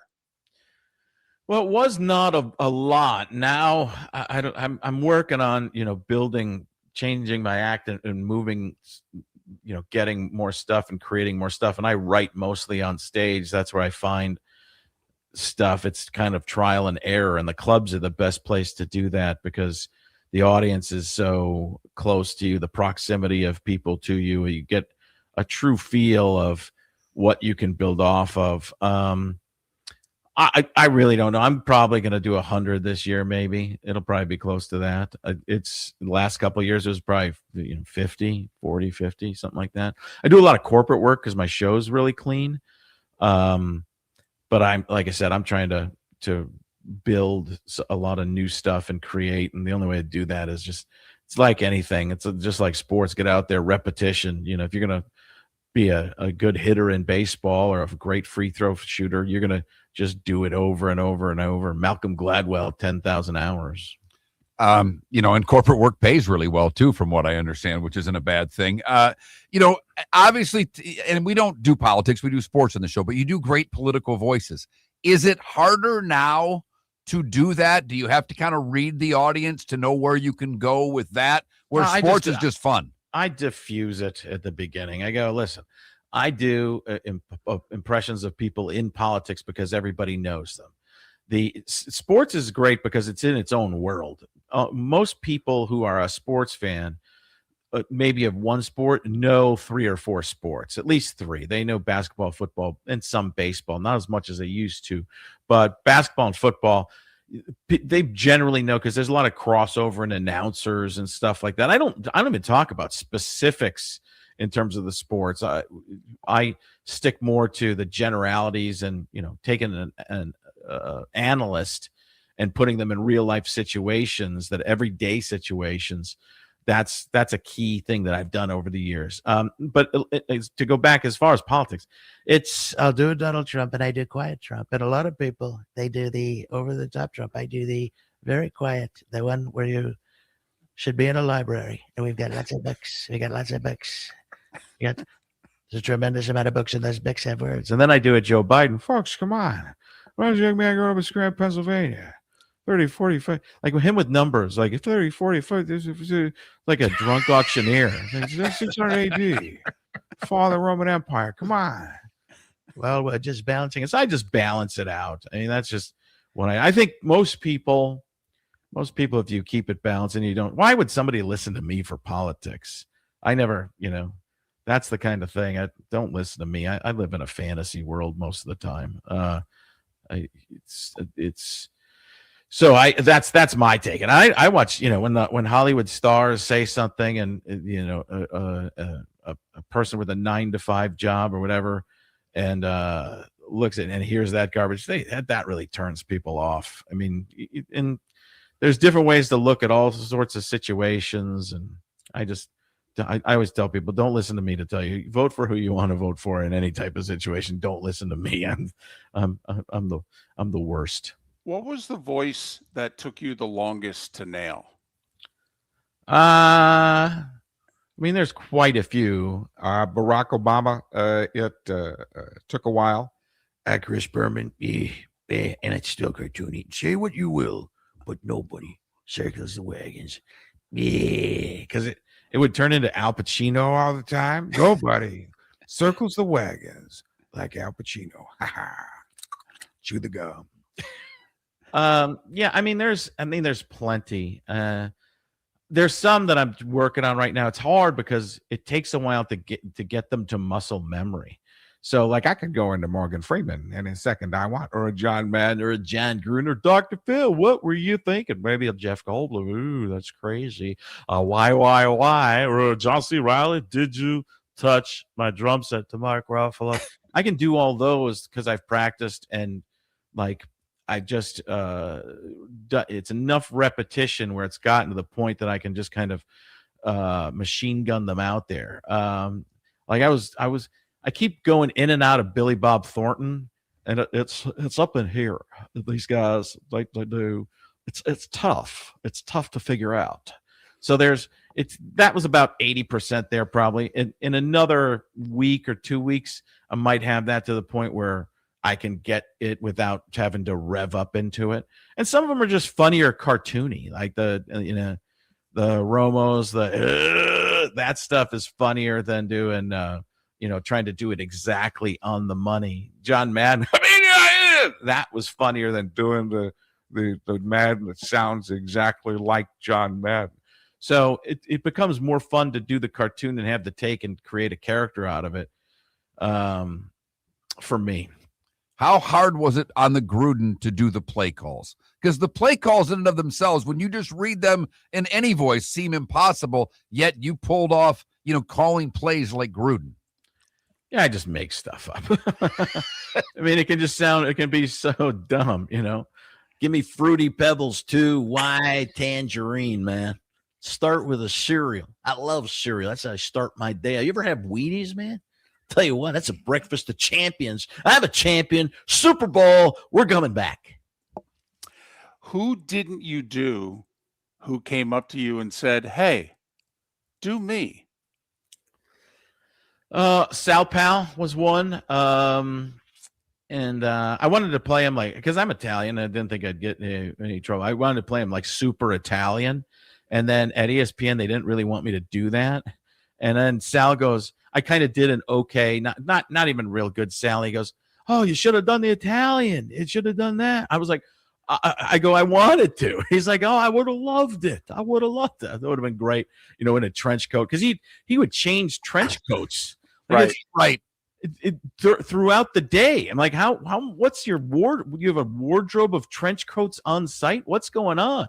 He's like, you noticed that, huh? I was like, yeah, I'm Italian too. I know. Secret Italian. Okay. Yeah. Hey, that's what that show's about, right? Frank Caliendo going to be at Off the Hook Comedy Club. Still a couple tickets left. The thing's damn near sold out. Frank, I will ask you before you go, any Super Bowl predictions from anybody in our last moments with you? I always think that the team that scores the most points is probably going to win. And then that's either going to be Seattle or New England. And between those two sets of teams, you got to have a winner. I mean, I tell you what, man, I'm going Seattle, man. You like Seattle? You guys like Seattle? I like Drake May and that defense there. But I tell you what, it's going to be something. The Seattle Seahawks defense, offense, they got the whole package, man. The great Frank Caliendo. Follow him on X at Frank Caliendo. He's touring nationally throughout the year. He'll be in Southwest Florida this Friday and Saturday nights.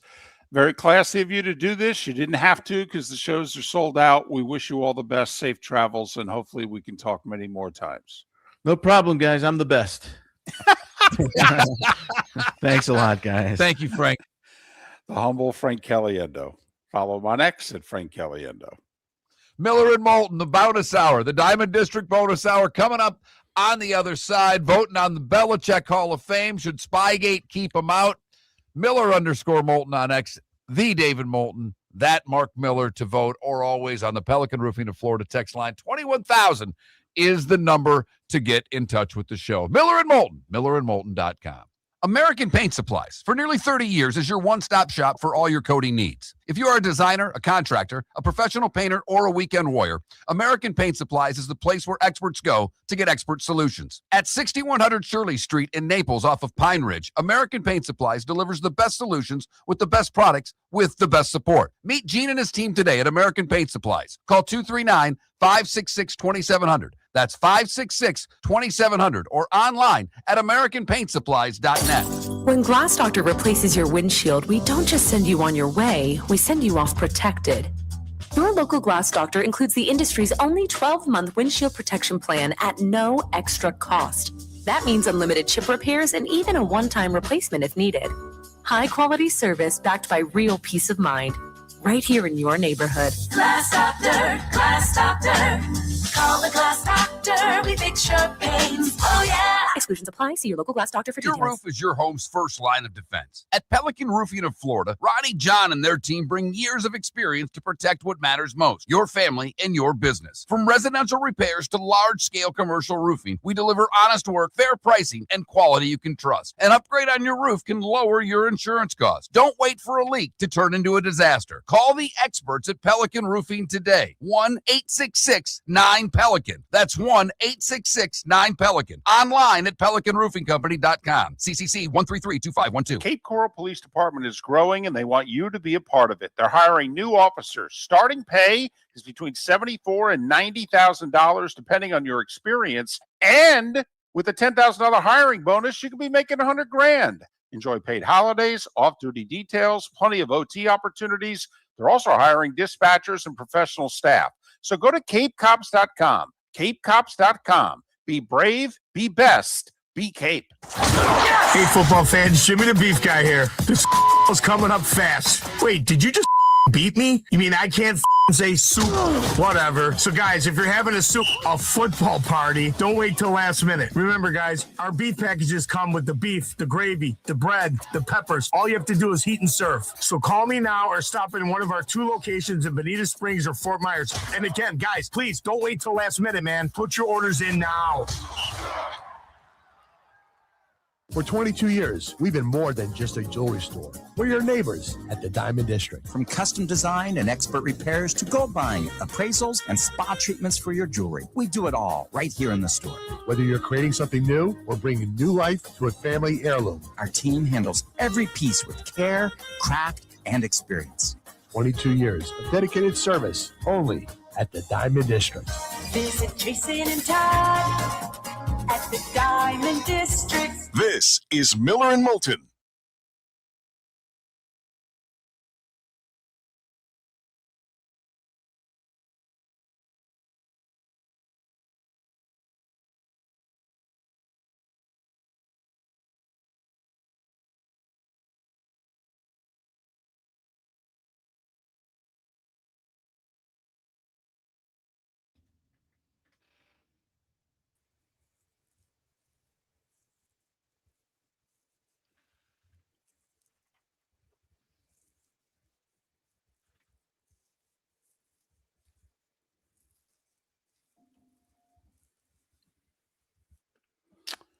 Thank you guys for listening.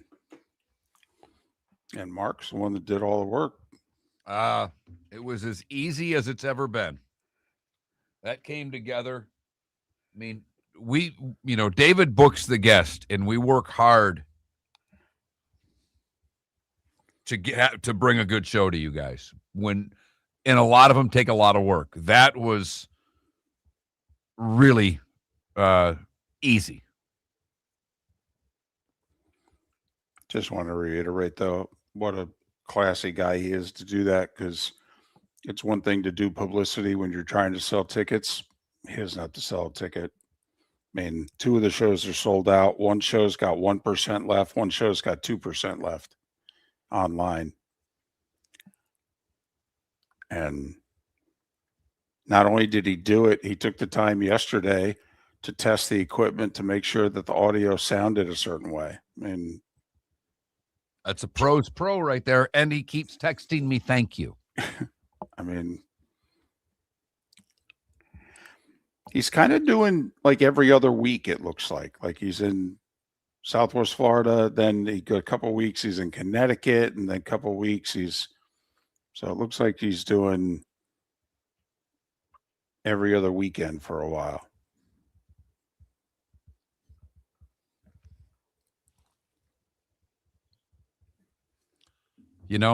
I do see, because I check social during the show, post of a friend of mine. I wonder if my recorded call has ever been used for training or quality purposes. That's a great line right there. That is a great line. And I know he probably stole it from somewhere else, but damn it, that's funny.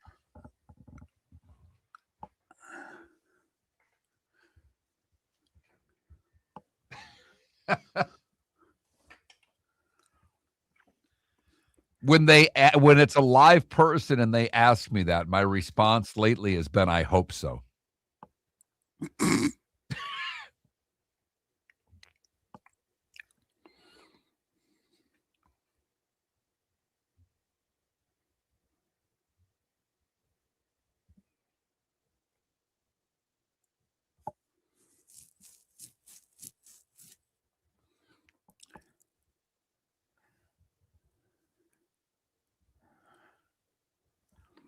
I think Samson, if Samson interviewed Caliendo, I actually think it'd be tremendous for how intellectually curious David Sampson is.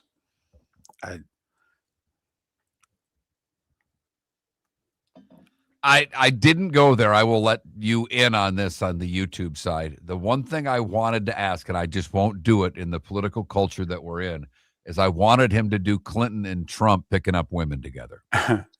But I'm like, how about no?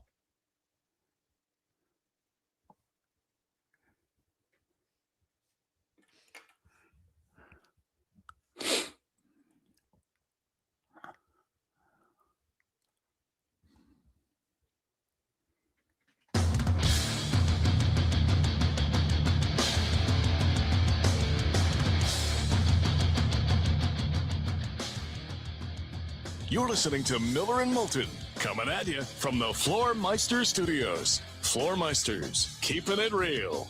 And now, here's Mark Miller and David Moulton. It is the final hour on this hump day, the Diamond District bonus hour. Miller and Moulton, millerandmoulton.com, Miller_Moulton on X. Still mid-30s in Jacksonville. You going to be able to play golf? You going to be able to tough it out there in Southwest Florida? I mean, it might get to 60. You going to be able to make it? David, I'm going to age 20 years today and just complain a lot while I play golf. I have been guilted by a few friends who listened to the show that told me I'm playing today.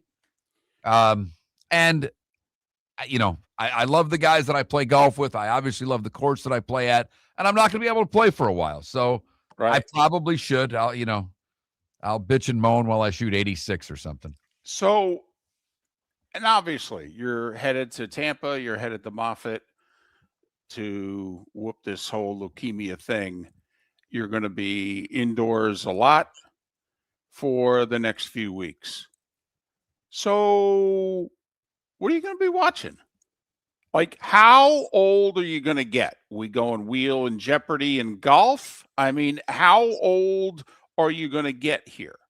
Well, first off, I will have my Fire Stick with me. So I will have access to my YouTube TV, to my Netflix, to my Peacock, to my ESPN Plus. I will watch hockey. I don't think my viewing habits will change that much. The one thing I've thought about doing is rewatching Sopranos, because I keep seeing clips when I go down TikTok holes. And my wife and I are not TV compatible when it comes to shows, because for whatever reason, if she watches particularly something violent, it carries over into her dreams and it makes her sleep miserable. So a lot of shows that I want to watch, I can't. Gotcha. I've thought about getting the Paramount app for a couple of months or a month just to watch Landman, because that show looks phenomenal to me. The clips I've seen are great. A few people have suggested shows. I've seen a few that I've wanted to watch on Netflix. But I don't think it will change all that much. I have to be honest. If I can do it, I'm going to try to bother you every damn day between 6 and 10. Are we going to have a designated time? I'm going to try to figure out what the nurse's schedule is, if you will. I don't know when all of the things they are doing to me, but trust me, when I'm admitted Sunday and they come in, I'm going to say, can we chat a little bit about what my schedule is? And first off, if they'll let me, because I had one test and I did a Zoom call with the doctor. I had all these tests that had to be done to make sure I could go through with the bone marrow transplant that I'm going to receive a week from Friday. And I had a follow-up call with one of the doctors, and he asked what I did for a living for whatever reason. And I told him, and he goes, that's cool. He goes, you're going to do it from the hospital? And I went, I don't know if I'm able to. So one, will they let me? That's the first thing. I know where I am, because I have to stay up there for 2 months, basically after an outpatient. I have to do outpatient services when I get out of Moffitt. So I'm going to stay very close by. I already know where I'm staying, and I'm very fortunate that I was able to get into this place. But I asked them, how good's the Wi-Fi? And right. And I do a show, and they said no problem. So I already know once I'm out of the hospital, as long as I'm physically able to, and I'm sure there's going to be doctor's appointments in the morning, and I won't be able to do every day, but I mean, first off, there's not going to be a doctor's appointment before 8 a.m. By then, you've got your guest. I figure I can help you for the first couple hours every morning. I mean, when you actually need me. I mean, because as I've told everybody, I'm leaving Moulton high and dry, not during football season. He gets 1 week of football. It's the Super Bowl. It's, by the way, with the Super Bowl out west, hardest week to book guests that we have. I mean, I don't even know if he'll get Pat, because by the way, I mean, remember when we get any guest or don't get guests next week, that David does the show. How many times this year from the West Coast did you do the show on Monday mornings and Tuesday mornings? And you did like 20 shows that you were getting up at 2 a.m. Eastern. Yeah, we had 10 Pacific time zone games between the SEC and the National Football League, and we had 3 Mountain as well. So yeah, we had some really wake-up calls, which begs the question, are you going to have roommates? And I don't necessarily mean in your room, but like I worry about on the road when I'm in hotel rooms and I've got rooms right next to me, I worry about disturbing them. Are you going to have privacy where you could let it rip in the morning, or are you going to get banging on the walls going, hey, keep it down over there? I don't know.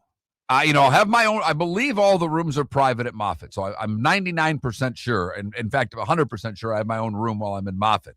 Where I am staying, there will be other people there, but in my room because I have to have someone with me 24/7. It'll either be my mother or my wife. Tough took us to both of you. If I'm up at 6 doing the show, you know what? You're up at 6 with me. How about, hey, Ma, meatloaf? You may hear that a few times. Of course, the funny thing is, you've talked over the years between the two of them. We don't know how much they've ever heard the show. They don't listen. My wife, I told her that we were having Caliendo on, and she loves Frank Caliendo. Literally, she texted me this morning, I'm listening to the show. I'm like, well, that's a first. I know for a fact my mother didn't. She's not up yet. If she's up, she's barely up. So that's the biggest adjustment when they're taking care of me, because my wife and I are on the same schedule. We go to bed early, we get up early, and because she takes the daughter to school pretty early. So, but my mother is like how you used to be. My mom will read a book till 2 a.m. and sleep until 10. I don't know what to tell you, Ma. Those days are over while you're taking care of me. Those are the rules. I just realized, because there are movies also that we all have not watched that seemingly 98% of the world has. You have a chance now to watch some of those movies, right? I never watched Breaking Bad, and I never watched Mad Men. Never did Mad Men. Breaking Bad, I loved. The one movie that I've not watched and I've seen clips of and I really want to watch is Once Upon a Time in Hollywood, the Tarantino movie that's about, kind of the whole Manson family and in and around that thing. So that's a movie that I've wanted to watch and haven't. I don't watch a lot of movies, so I know that. I don't know how many I'll watch. Your wife even sent me a show to watch. I know. She's like, hey, this is one. And now that she's turned into, a cursing sailor. Yep. I'm more interested in her recommendations than I would have been 10, 12 years ago, David. I'm more interested in her too now that she curses like a Navy sailor, to be brutally honest. I mean, I fell in love with the minister's daughter, but I like the Navy sailor. I'm not going to lie. So, yeah, I mean, Mayor of Kingstown, was that the recommendation? That's the show. That's on Paramount. So if you're going one, it's dark, by the way. Your wife's not going to like it. Just going to let you know right now. So I'm not too worried about it. Okay. The thing I'm trying to figure out, the last test I have to do today is I need to see if I can hook up another monitor to my laptop so that I have not only the laptop monitor, so when I do the show, because I need StreamYard, which is the service we use so David and I can see one another, but I also like to be able to look up things and check stats and what have you. I don't have the memory of my co-host, so I want to make sure that I can do the things necessary to do the show the way I like. So that's my last check. The laptop I checked, it says it can, but we gotta run that test this afternoon. All right. So tomorrow is Mark's last show for a while, and he thinks he's coming back sooner than I do. But I think it's safe to say he'll be gone February, right? We'll see. We can say that now. Next week, from what they told me, I'm going to be fine. The week after, when the chemo hits, I'm going to be a lot more run down. So, we'll play it by ear. We'll figure this out. It's got to be work as we go. By the way, people now want to know, are you going to be wearing hospital gowns? How much are we going to see? I mean, Mark, just expect it. Okay, you're going to get a lot of attention from this inside the YouTube and Twitch chat room. A lot of questions, a lot of requests. I will say, by the way, I do think since he's fighting for his life, it's a little obnoxious to make requests.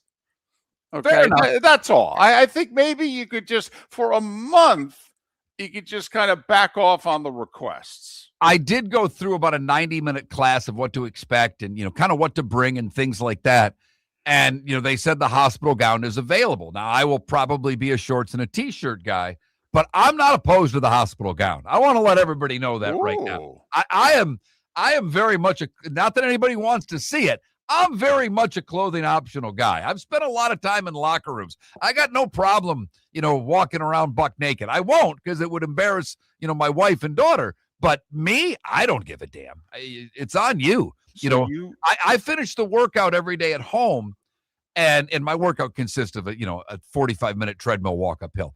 But before I hurt the back, I was lifting weights too. And I go for a dip in the pool, and I go for a skinny dip in the pool. And if the neighbors see, it's kind of on you for looking. Don't know what to tell you. The pool guy has come a couple of times while I'm naked in the pool. Now we have a new pool guy because my pool guy sold his business to someone else, and he is a fireman and a former Everblade, Jim Brown, one of the nicest humans in the world. And I laughed when he came over. I'm like, well, you of all people, this ain't going to bother you because you spent more time in a locker room than I did. And he just laughed at me. But, the new pool guy, he might be in for a surprise on a Monday if he catches me at the wrong time.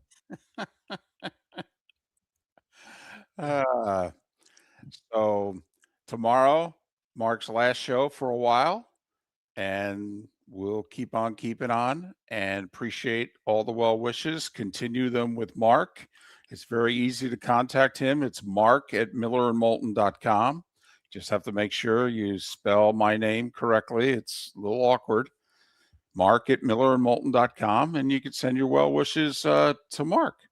And I will, people have asked more friends because I put some stuff out on my Facebook page, and I did put something up on Twitter. I plan on, we'll see how much I document, but I will give updates. If this can help anyone who's going through similar things for either them or their family, then I feel like that's kind of my job in this. And that's the last thing I will say on this is beamatch.org, beamatch.org. That's the place that's responsible for saving my life with this donor. That's where you can go. The bad news for most of our audience is you have to be under the age of 40 to do it. That rules out 75% of our listening audience. Miller and Moulton, millerandmoulton.com.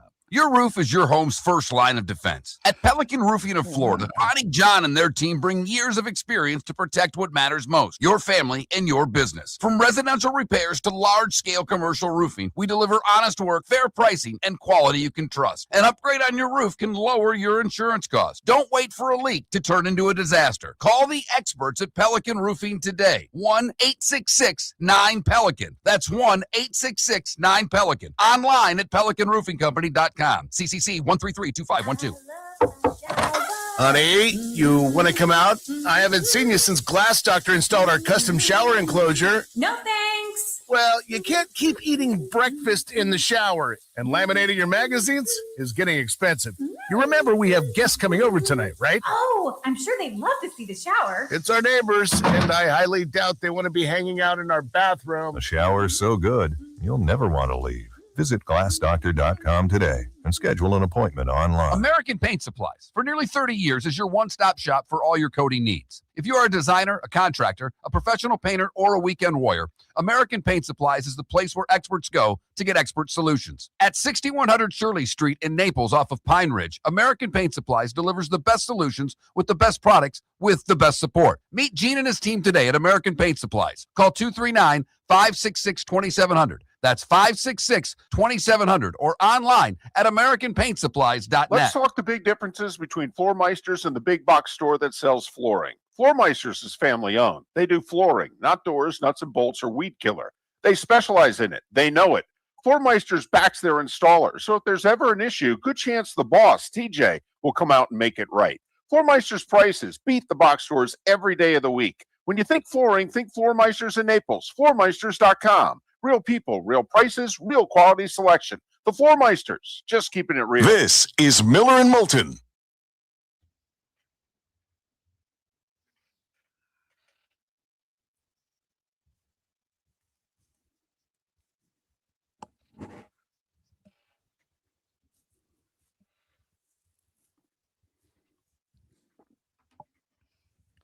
So a restaurant I want to eat at Saturday is booked. I am going to call them today and say, any chance of getting in Saturday? I'm being admitted to Moffitt Cancer Center on Sunday, and it's really where I want to go for my last meal. I am doing that, and I don't feel at all guilty about it. I've got a backup. I've got no reservations for Friday. Our buddy turned me on to a place that my wife and I are going tomorrow that I'm very excited about. But Friday, I don't have anything. There's a little German joint near Moffitt that's pretty good. They have a huge beer garden, fun little place. I do not play video games on my laptop. No. Now, I've been to Burns, and it's phenomenal. It's a long thing. You can't get it. I was thinking about Friday going to Burns early and trying to get a seat at the bar, Javier and Sonny. But you can't get in you need like a month's notice to get into that place right now. And it's awesome. It is. Don't get me wrong. But it's also really pricey. There's the place I'm going to, the Rooster and the Till Thursday. Highly recommended. Kind of like the number one place right now in Tampa. I think Burns is, I don't want to say it's overrated because the experience is awesome. It really is. But I don't know if you need to go there a lot. Is that a fair way of saying it? Like, I know, Javier, I know you worked at one of the greatest restaurants in the world. I would love to go to the French Laundry. Would I need to go there twice? Probably not. Maybe I would. I know it's different every day. I get it. But, it's also about $800 for dinner and wine per person.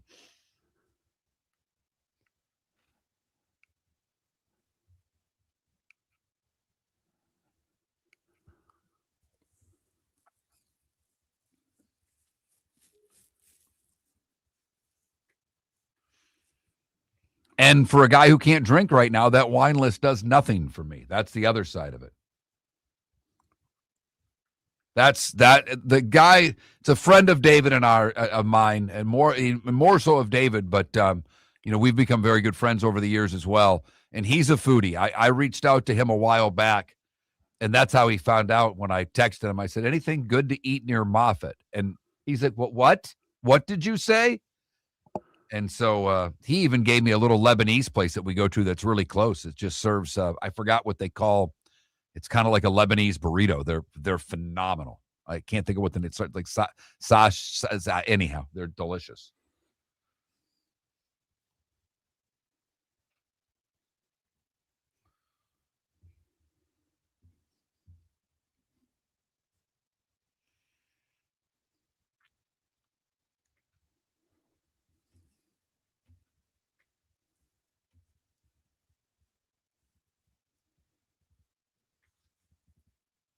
It's not kibbe.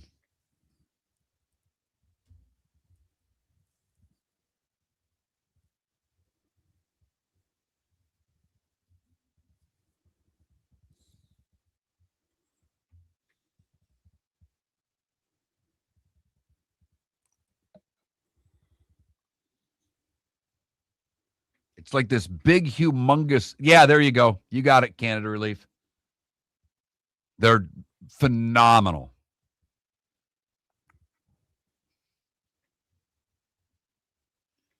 For those of you on YouTube, shawarma, if I'm saying that right, they're really good. Fun little sandwich.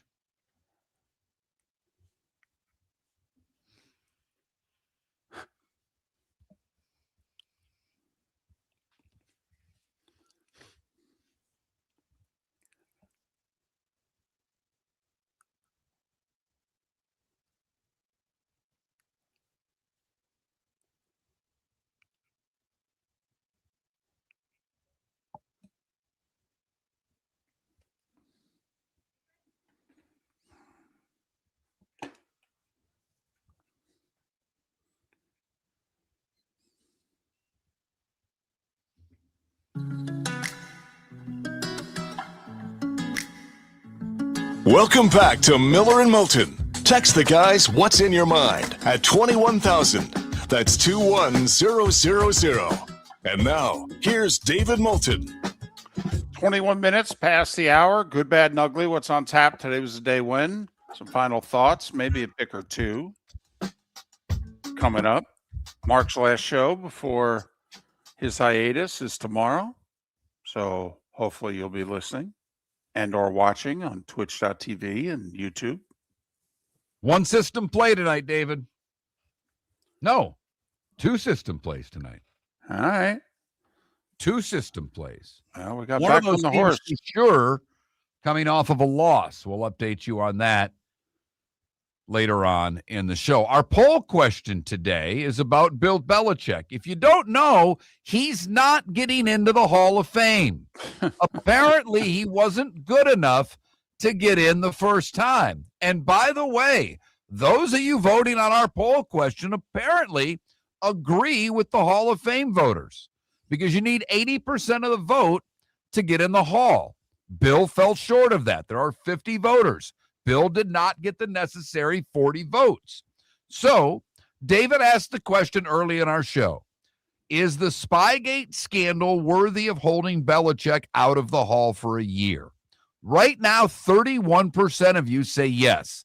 I'm actually shocked and appalled. I'm more appalled than shocked. I get, is this because he didn't do well at North Carolina? Is this because he dates a 27-year-old? One person texted the show on the Pelican Roofing of Florida text line and simply said, he's no good without Brady. I don't think he should be in the Hall of Fame, period. I don't even know how to answer that person. The Hall of Famers are upset about this. Well, they are. Troy Aikman, Jimmy Johnson are like, Troy Aikman simply said, today's a bad day for the Hall of Fame. I don't disagree. Okay. Or I would like one of the at least 11, who knows, maybe it was more. I would like one of the 11 to, put a face on it, come out and say, well, I don't know about the others, but here's why.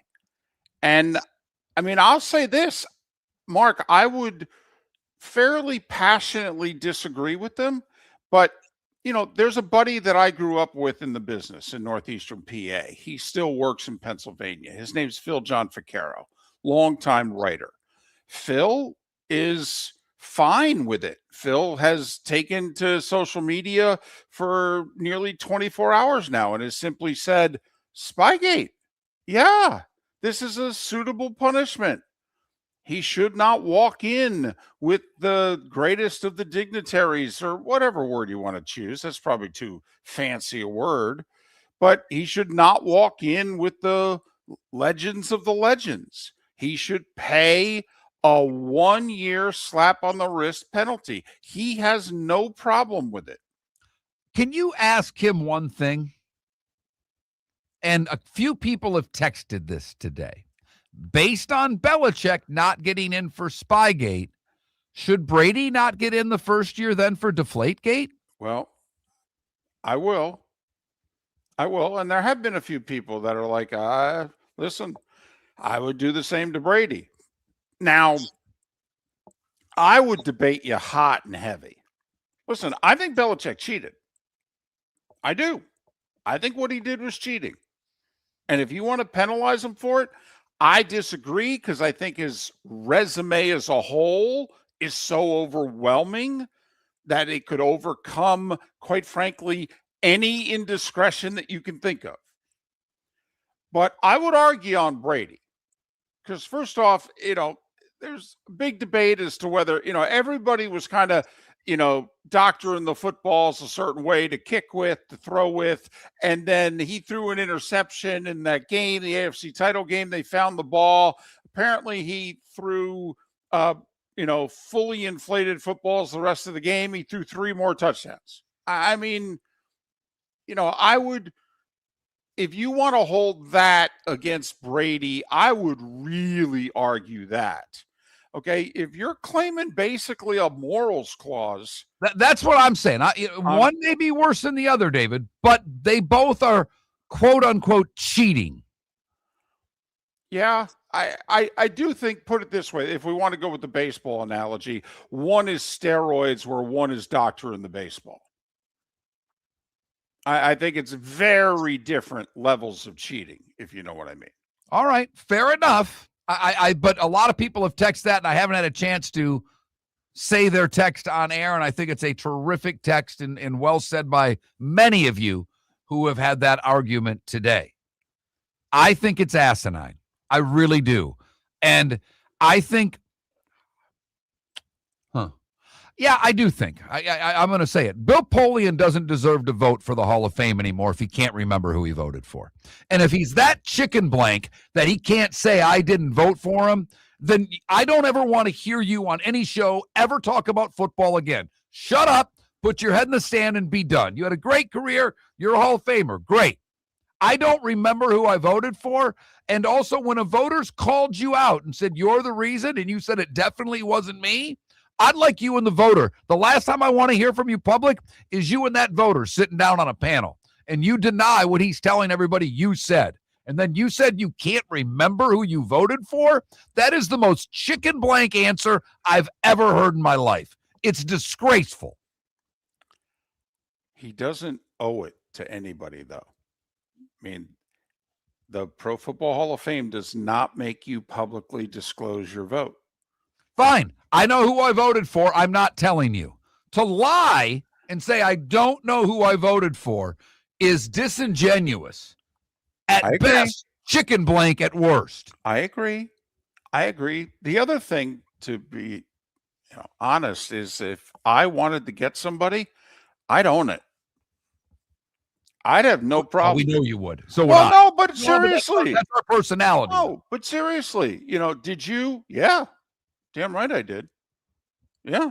Been waiting a long time, actually. Yeah. I feel very passionately about this. Okay. Is he a Hall of Famer? Obviously. I think there's a difference between first ballot and any other ballot. And if I have any influence, I was going to do everything I could to make sure he's not a first ballot Hall of Famer. I'd have no problem saying that. You could lampoon me all you want. But I mean, I've got some credibility. I'm a Hall of Famer saying it. Obviously, I'm assuming the role of Bill Polian here because I'm not a Hall of Famer, but you know what I mean. So Now, the thing that concerns me is, this isn't like baseball, though. This isn't like Belichick can't come up now for 3 years because he's in a certain committee and they don't vote for another 3 years. I think he can come up next year. Yeah, because Kraft's been coming up. Right. It's not every year, though. For whatever reason, some years he was off, he didn't make it as a finalist. I don't understand, but I think, by the way, that's the driving force here. I really do. I think this is Polian in cahoots with Kraft and friends of Kraft. That Bob A., who's desperately wanted to get into the Hall of Fame. All right. And I think that people close to Kraft have said, please don't make me share this day with Bill. Honestly, it would take away how special it would be to me. Put him in or put me in, but don't put us both in at the same time. Okay? I mean, Robert Kraft's the second most powerful man in the National Football League, behind Jerry Jones. You don't think Robert Kraft could lean in on a Hall of Fame vote when he's getting the votes? I think he can. I mean, because it's nice to know, though, the 10 Super Bowl appearances were not enough for induction. It's the 11th that's going to get Kraft in the Hall of Fame. Miller and Moulton, millerandmoulton.com. It has been our poll question. It's been a lot of what we've talked about on the show today. We did check in Buffalo. Nick Sabato talking about Joe Brady, the new head coach. Seth Everett joined us in his usual spot. In case you missed it, about an hour ago, we had Frank Caliendo on the show. Miss any of the show, millerandmoulton.com or all the usual places where you download your podcast. Hell, Caliendo was such a big deal. My wife even listened to the show today, and that never happens. Although it might start next week when I'm not on the show. Miller and Moulton, the good, the bad, and the ugly. Today was a day when and what's on tap. That's how we finish things out. Vote on the poll question. That Mark Miller, the David Moulton. Miller_Moulton on X. Your roof is your home's first line of defense. At Pelican Roofing of Florida, Ronnie John and their team bring years of experience to protect what matters most, your family and your business. From residential repairs to large-scale commercial roofing, we deliver honest work, fair pricing, and quality you can trust. An upgrade on your roof can lower your insurance costs. Don't wait for a leak to turn into a disaster. Call the experts at Pelican Roofing today. 1-866-9-PELICAN. That's 1-866-9-PELICAN. Online at pelicanroofingcompany.com. CCC 1332512. When Glass Doctor replaces your windshield, we don't just send you on your way, we send you off protected. Your local Glass Doctor includes the industry's only 12-month windshield protection plan at no extra cost. That means unlimited chip repairs and even a one-time replacement if needed. High-quality service backed by real peace of mind, right here in your neighborhood. Glass Doctor, Glass Doctor. Call the Glass Doctor, we fix your pains. Oh, yeah. Exclusions apply. See your local Glass Doctor for details. Spring training is a big win for Lee County. Beginning next month, we will proudly host the Boston Red Sox and Minnesota Twins right here in Southwest Florida. It's more than great baseball. It's jobs, visitors, and $69 million in tourism impact for our local economy. Get your tickets at redsox.com and twins.com. Be part of something that strengthens our community. Lee County, building a better community through business, sports, and tourism. American Paint Supplies, for nearly 30 years, is your one-stop shop for all your coating needs. If you are a designer, a contractor, a professional painter, or a weekend warrior, American Paint Supplies is the place where experts go to get expert solutions. At 6100 Shirley Street in Naples off of Pine Ridge, American Paint Supplies delivers the best solutions with the best products with the best support. Meet Gene and his team today at American Paint Supplies. Call 239-566-2700. That's 566-2700 or online at AmericanPaintSupplies.net. This is Miller and Moulton.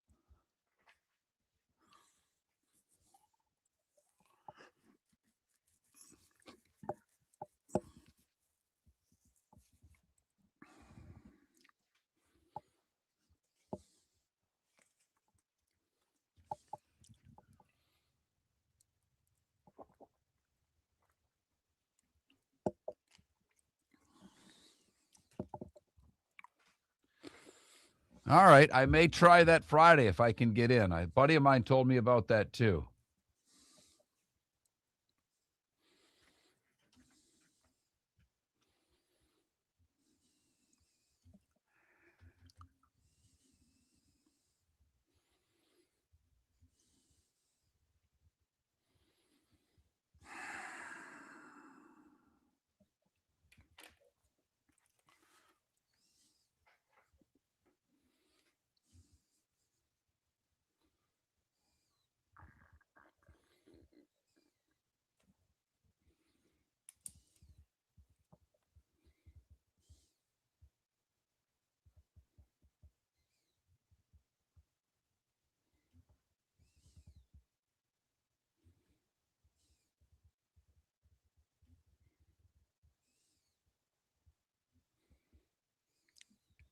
Yeah. Not unless I want to eat at 9 at night.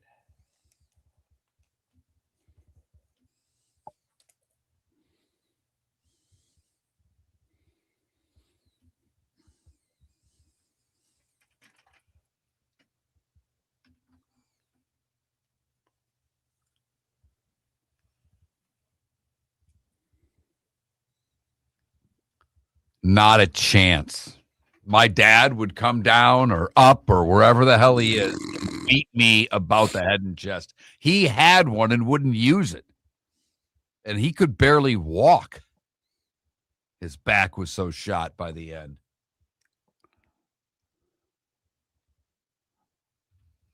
Yeah.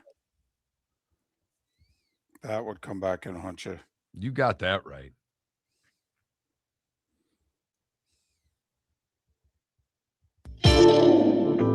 Welcome to the bonus hour, brought to you by Jason and Todd at the Diamond District. And now, here's Mark Miller and David Moulton. 22 minutes till we're done. That's it. Done for the day. Miss any part of the show? MillerandMoulton.com. MillerandMoulton.com. The one thing I am, well, there's 18 things I'm concerned about with you not being part of the show beginning Friday, but one of them is, I don't know, am I going to be able to monitor the text line? Well, you are. I mean, I'll give you the information again. I've given it to you before. But there's no way for me to monitor it on my laptop, though. I have to monitor it on my phone, right? You could do it on your laptop. I mean, you can open up another window. I mean, you don't necessarily have to have StreamYard open for you to use. I mean, you don't have to have that tab open per se for it to still work. I love that we're doing this on air right now. There's no, I mean, and I'm being serious. This right now is the crux of Miller and Moulton. I want all of you to be listening very closely to what's going on. This is what I deal with every damn day. And it's why I wanted people to know that. I wanted, when I say I don't bring much to the table except when the microphone's open. I mean, that's, Mark's fighting for his life. And Mark's like, I can't believe of all the people in the world that I have to trust my radio show to. I have to trust it to my co-host. Because literally outside of talking into the microphone, he brings nothing to the table. I mean, big day today on the show. Our guest, our Buffalo guest there, hooked up video on StreamYard. Right. David, by himself, sent him the invitation. Thank you very much. He did it all. He did it all. He's all grown up, folks. He's all grown up. Thank you very much. Thank you.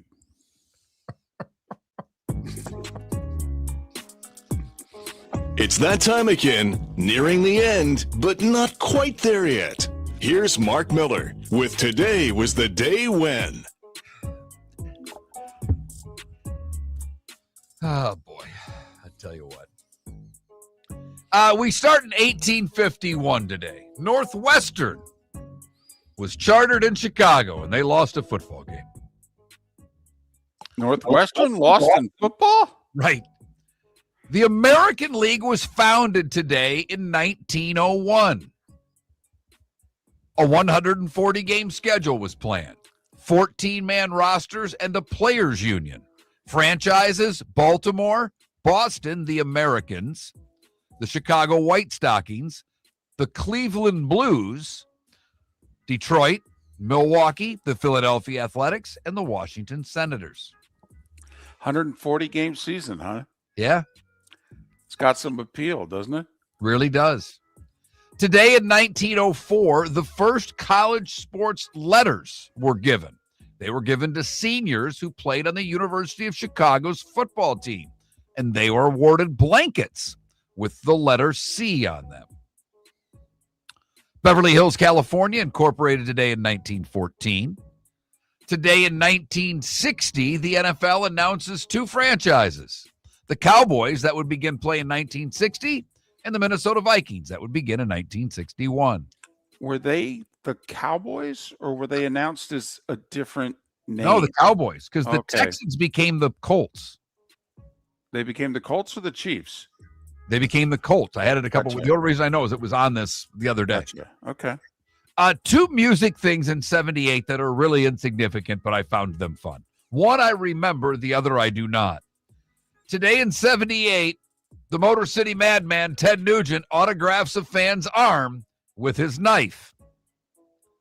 And in the first part of a two-part episode today in 78, the Doobie Brothers star on What's Happening to teach the kids why bootlegging is bad.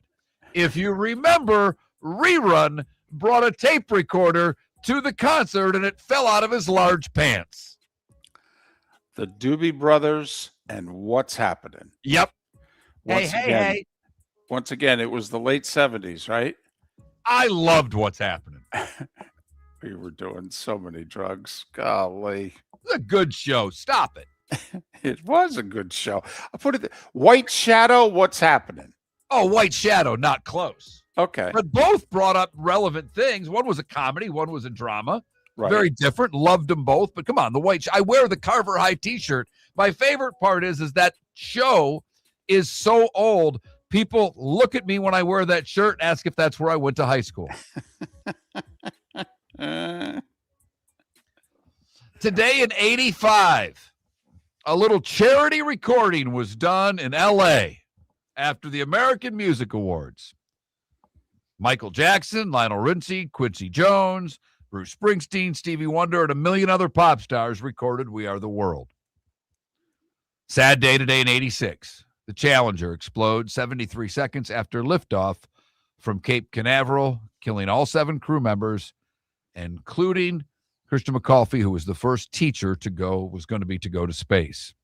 Remember my principal coming on the intercom while I was in computer class and making the announcement. Watched it live. I had just woke up too. It was my last day home in between intersession and second semester, and was headed back to college that day. Slept in, went out, partied hard actually, and was eating and watching it on TV. And I'm like, holy blank, that thing just blew up. Today in 1990, Super Bowl 24 at the Superdome. 49ers whooped up on the Broncos, 55-10. Your MVP won Joe Montana. Apparently, first play of the game, Bill Walsh is sitting with DeBartolo. Because remember, Walsh retired. That was Seifert Super Bowl. And Walsh is sitting there, and the Broncos came out, whatever they came out defensively. And Walsh said to DeBartolo, if they play that defense all day, we'll score 50. Looks like he was right. 96, Super Bowl 30, Sun Devil Stadium in Tempe. The Cowboys beat the Steelers 27-17. Larry Brown, cornerback, MVP. Steelers outplayed them most of the game. 2001, Super Bowl 35 at Ray J. Ravens pounded on your Giants, David. 34-7. Ray Lewis, your MVP. Thomas Aquinas would have celebrated a birthday today. He's got a lot of schools named after him. The one over on the other coast, pretty good. Alan Alda is 90. Did you see the picture of the 4 remaining living No. stars from MASH, and they're all 90, 91 years of age or right around there. So he and Jamie Farr I know are still alive, right? Well, Mike Farrell and Gary Berghoff. Okay. And there's a picture of them on the beach. Awesome. We're big MASH fans on this show. I'll probably watch some of that. I might watch some of that, David. And There you so go. too. Greg Popovich is 77. Nick Price is 69. None of you have probably heard of this guy, but I included him anyhow. Played for the Lightning, played for your Rangers, I think, and played for Quebec. Norman Rochefort. He was part of the team I worked with in Atlanta that won a Turner Cup. One of the great guys, great hockey player. Man, did the young guys look up to him. He was kind of a two-way player for Tampa, and they set him down for a playoff run with Atlanta, and just a great man. He's 65 today. Singer Sarah McLachlan's 58. Baseball players Jermaine Dye and Maglio Ordonez are both 52. Dante Culpepper, 49. Andre Iguodala and Stefan Gotskowski are both 42 years old today. What did I miss, David? No, you got it. Hey, batting 1,000. Time to see life a little bit differently. Here's Mark Miller with the good, the bad, and the ugly. What you got, Mark? Let's see. For the good today, we go to Europe. Okay. Where a cat escaped from his owner's camper during a stop at a gas station in Spain. The cat reappeared months later, less than a mile from their home in France. Wow. 155 miles from its home. It jumped out the open window of the camper, made its way across the border. Border patrol in Spain and France, not good at all. And the cat made it back to its home. Hey, Mark, this just in. They never have, by the way. You know what? Dad, I'm good. I mean, folks, always had some issues around the border of those two countries. Just saying. You know what? It's a good point. We go to Ontario for the bad, where a 70-year-old driver with multiple offenses after a traffic stop got himself in a little bit of trouble. He was doing 151 kilometers in a 90-kilometer zone. Huh. When they pulled the 70-year-old over, they also observed an unsealed THC container in the vehicle's passenger seat. His license was suspended for 30 days, and his vehicle was impounded for 14. All right. I'm doing my translations, in my head here. I think that means he was doing a little over 90 in a 55. Okay, sounds about right. I think. Finally, the ugly. We come back to Fort Myers, where Tanner Burns and Chandler Jones started getting abusive to a police officer after trespassing at the downtown House of Pizza. According to reports, they were clearly intoxicated, slurred speech, stumbling, and had glossy eyes. But after being trespassed, they were allowed to leave. But they weren't ready to leave yet. They started swearing and yelling and demanding a supervisor before asking the officer if he wanted to fight. The officer attempted to de-escalate the situation while the two continued to walk into the roadway, endangering themselves. They finally left, but they came back to the scene and took a leak on the corner, getting them both arrested. That is the good, the bad, and the ugly on today, January the 28th, and it's brought to you by the Cape Coral Police Department. Hiring new officers, other jobs available, great pay, signing bonuses available. Who doesn't love a signing bonus? For information on all jobs, go to capecops.com. That's capecops.com. 3 college basketball games involving ranked teams. 7 o'clock on Peacock, St. John's hosting Butler. 9 o'clock on the Deuce, a system play, 10th ranked Houston, a 7.5-point favorite at TCU. And at 9 o'clock on the SEC network, The Gators coming off getting thumped at home by Auburn. Yeah. 11.5-point favorites at South Carolina. South Carolina coming off a big win. And the Gators, like you said, coming off of a bad loss. I expect a much better performance out of the Gators tonight. 9 games in the NBA. Magic and Heat are facing one another. I believe it's in Miami. The ESPN doubleheader, Lakers and Cavs. Is this going to be LeBron's last game in Cleveland? Ooh, look at that. 7 o'clock and then 9:30 on the 4-letter network. San Antonio, Houston. So if you're into hoop, it's actually not bad. There's an interesting game in Toronto tonight. Raptors have been hot. Knicks have not. Knicks at Raptors. They're separated by a half a game in the standings. All right. Are the Raptors for real? Raptors making noise that they're going to make a big trade at the deadline. Remember, there's a team in the East last year named Indiana that was kind of looming like this and made a deal. And it kind of worked out okay for them that no one was really talking about midseason. Just throwing that out there. 3 NHL games tonight. One of them on the island. Good rivalry in this sport. Rangers-Islanders. The Rangers suck. The Islanders have not been playing great lately. Rangers probably getting ready for a bit of a fire sale. Well, they just traded a defenseman to the Islanders, and for that matter, the Devils just traded somebody to the Islanders. Islanders actually acquiring pieces here. There is one nationally televised hockey game. Flyers and Blue Jackets. Hello. Wow. TNT and the boys at 7:30 tonight. I know.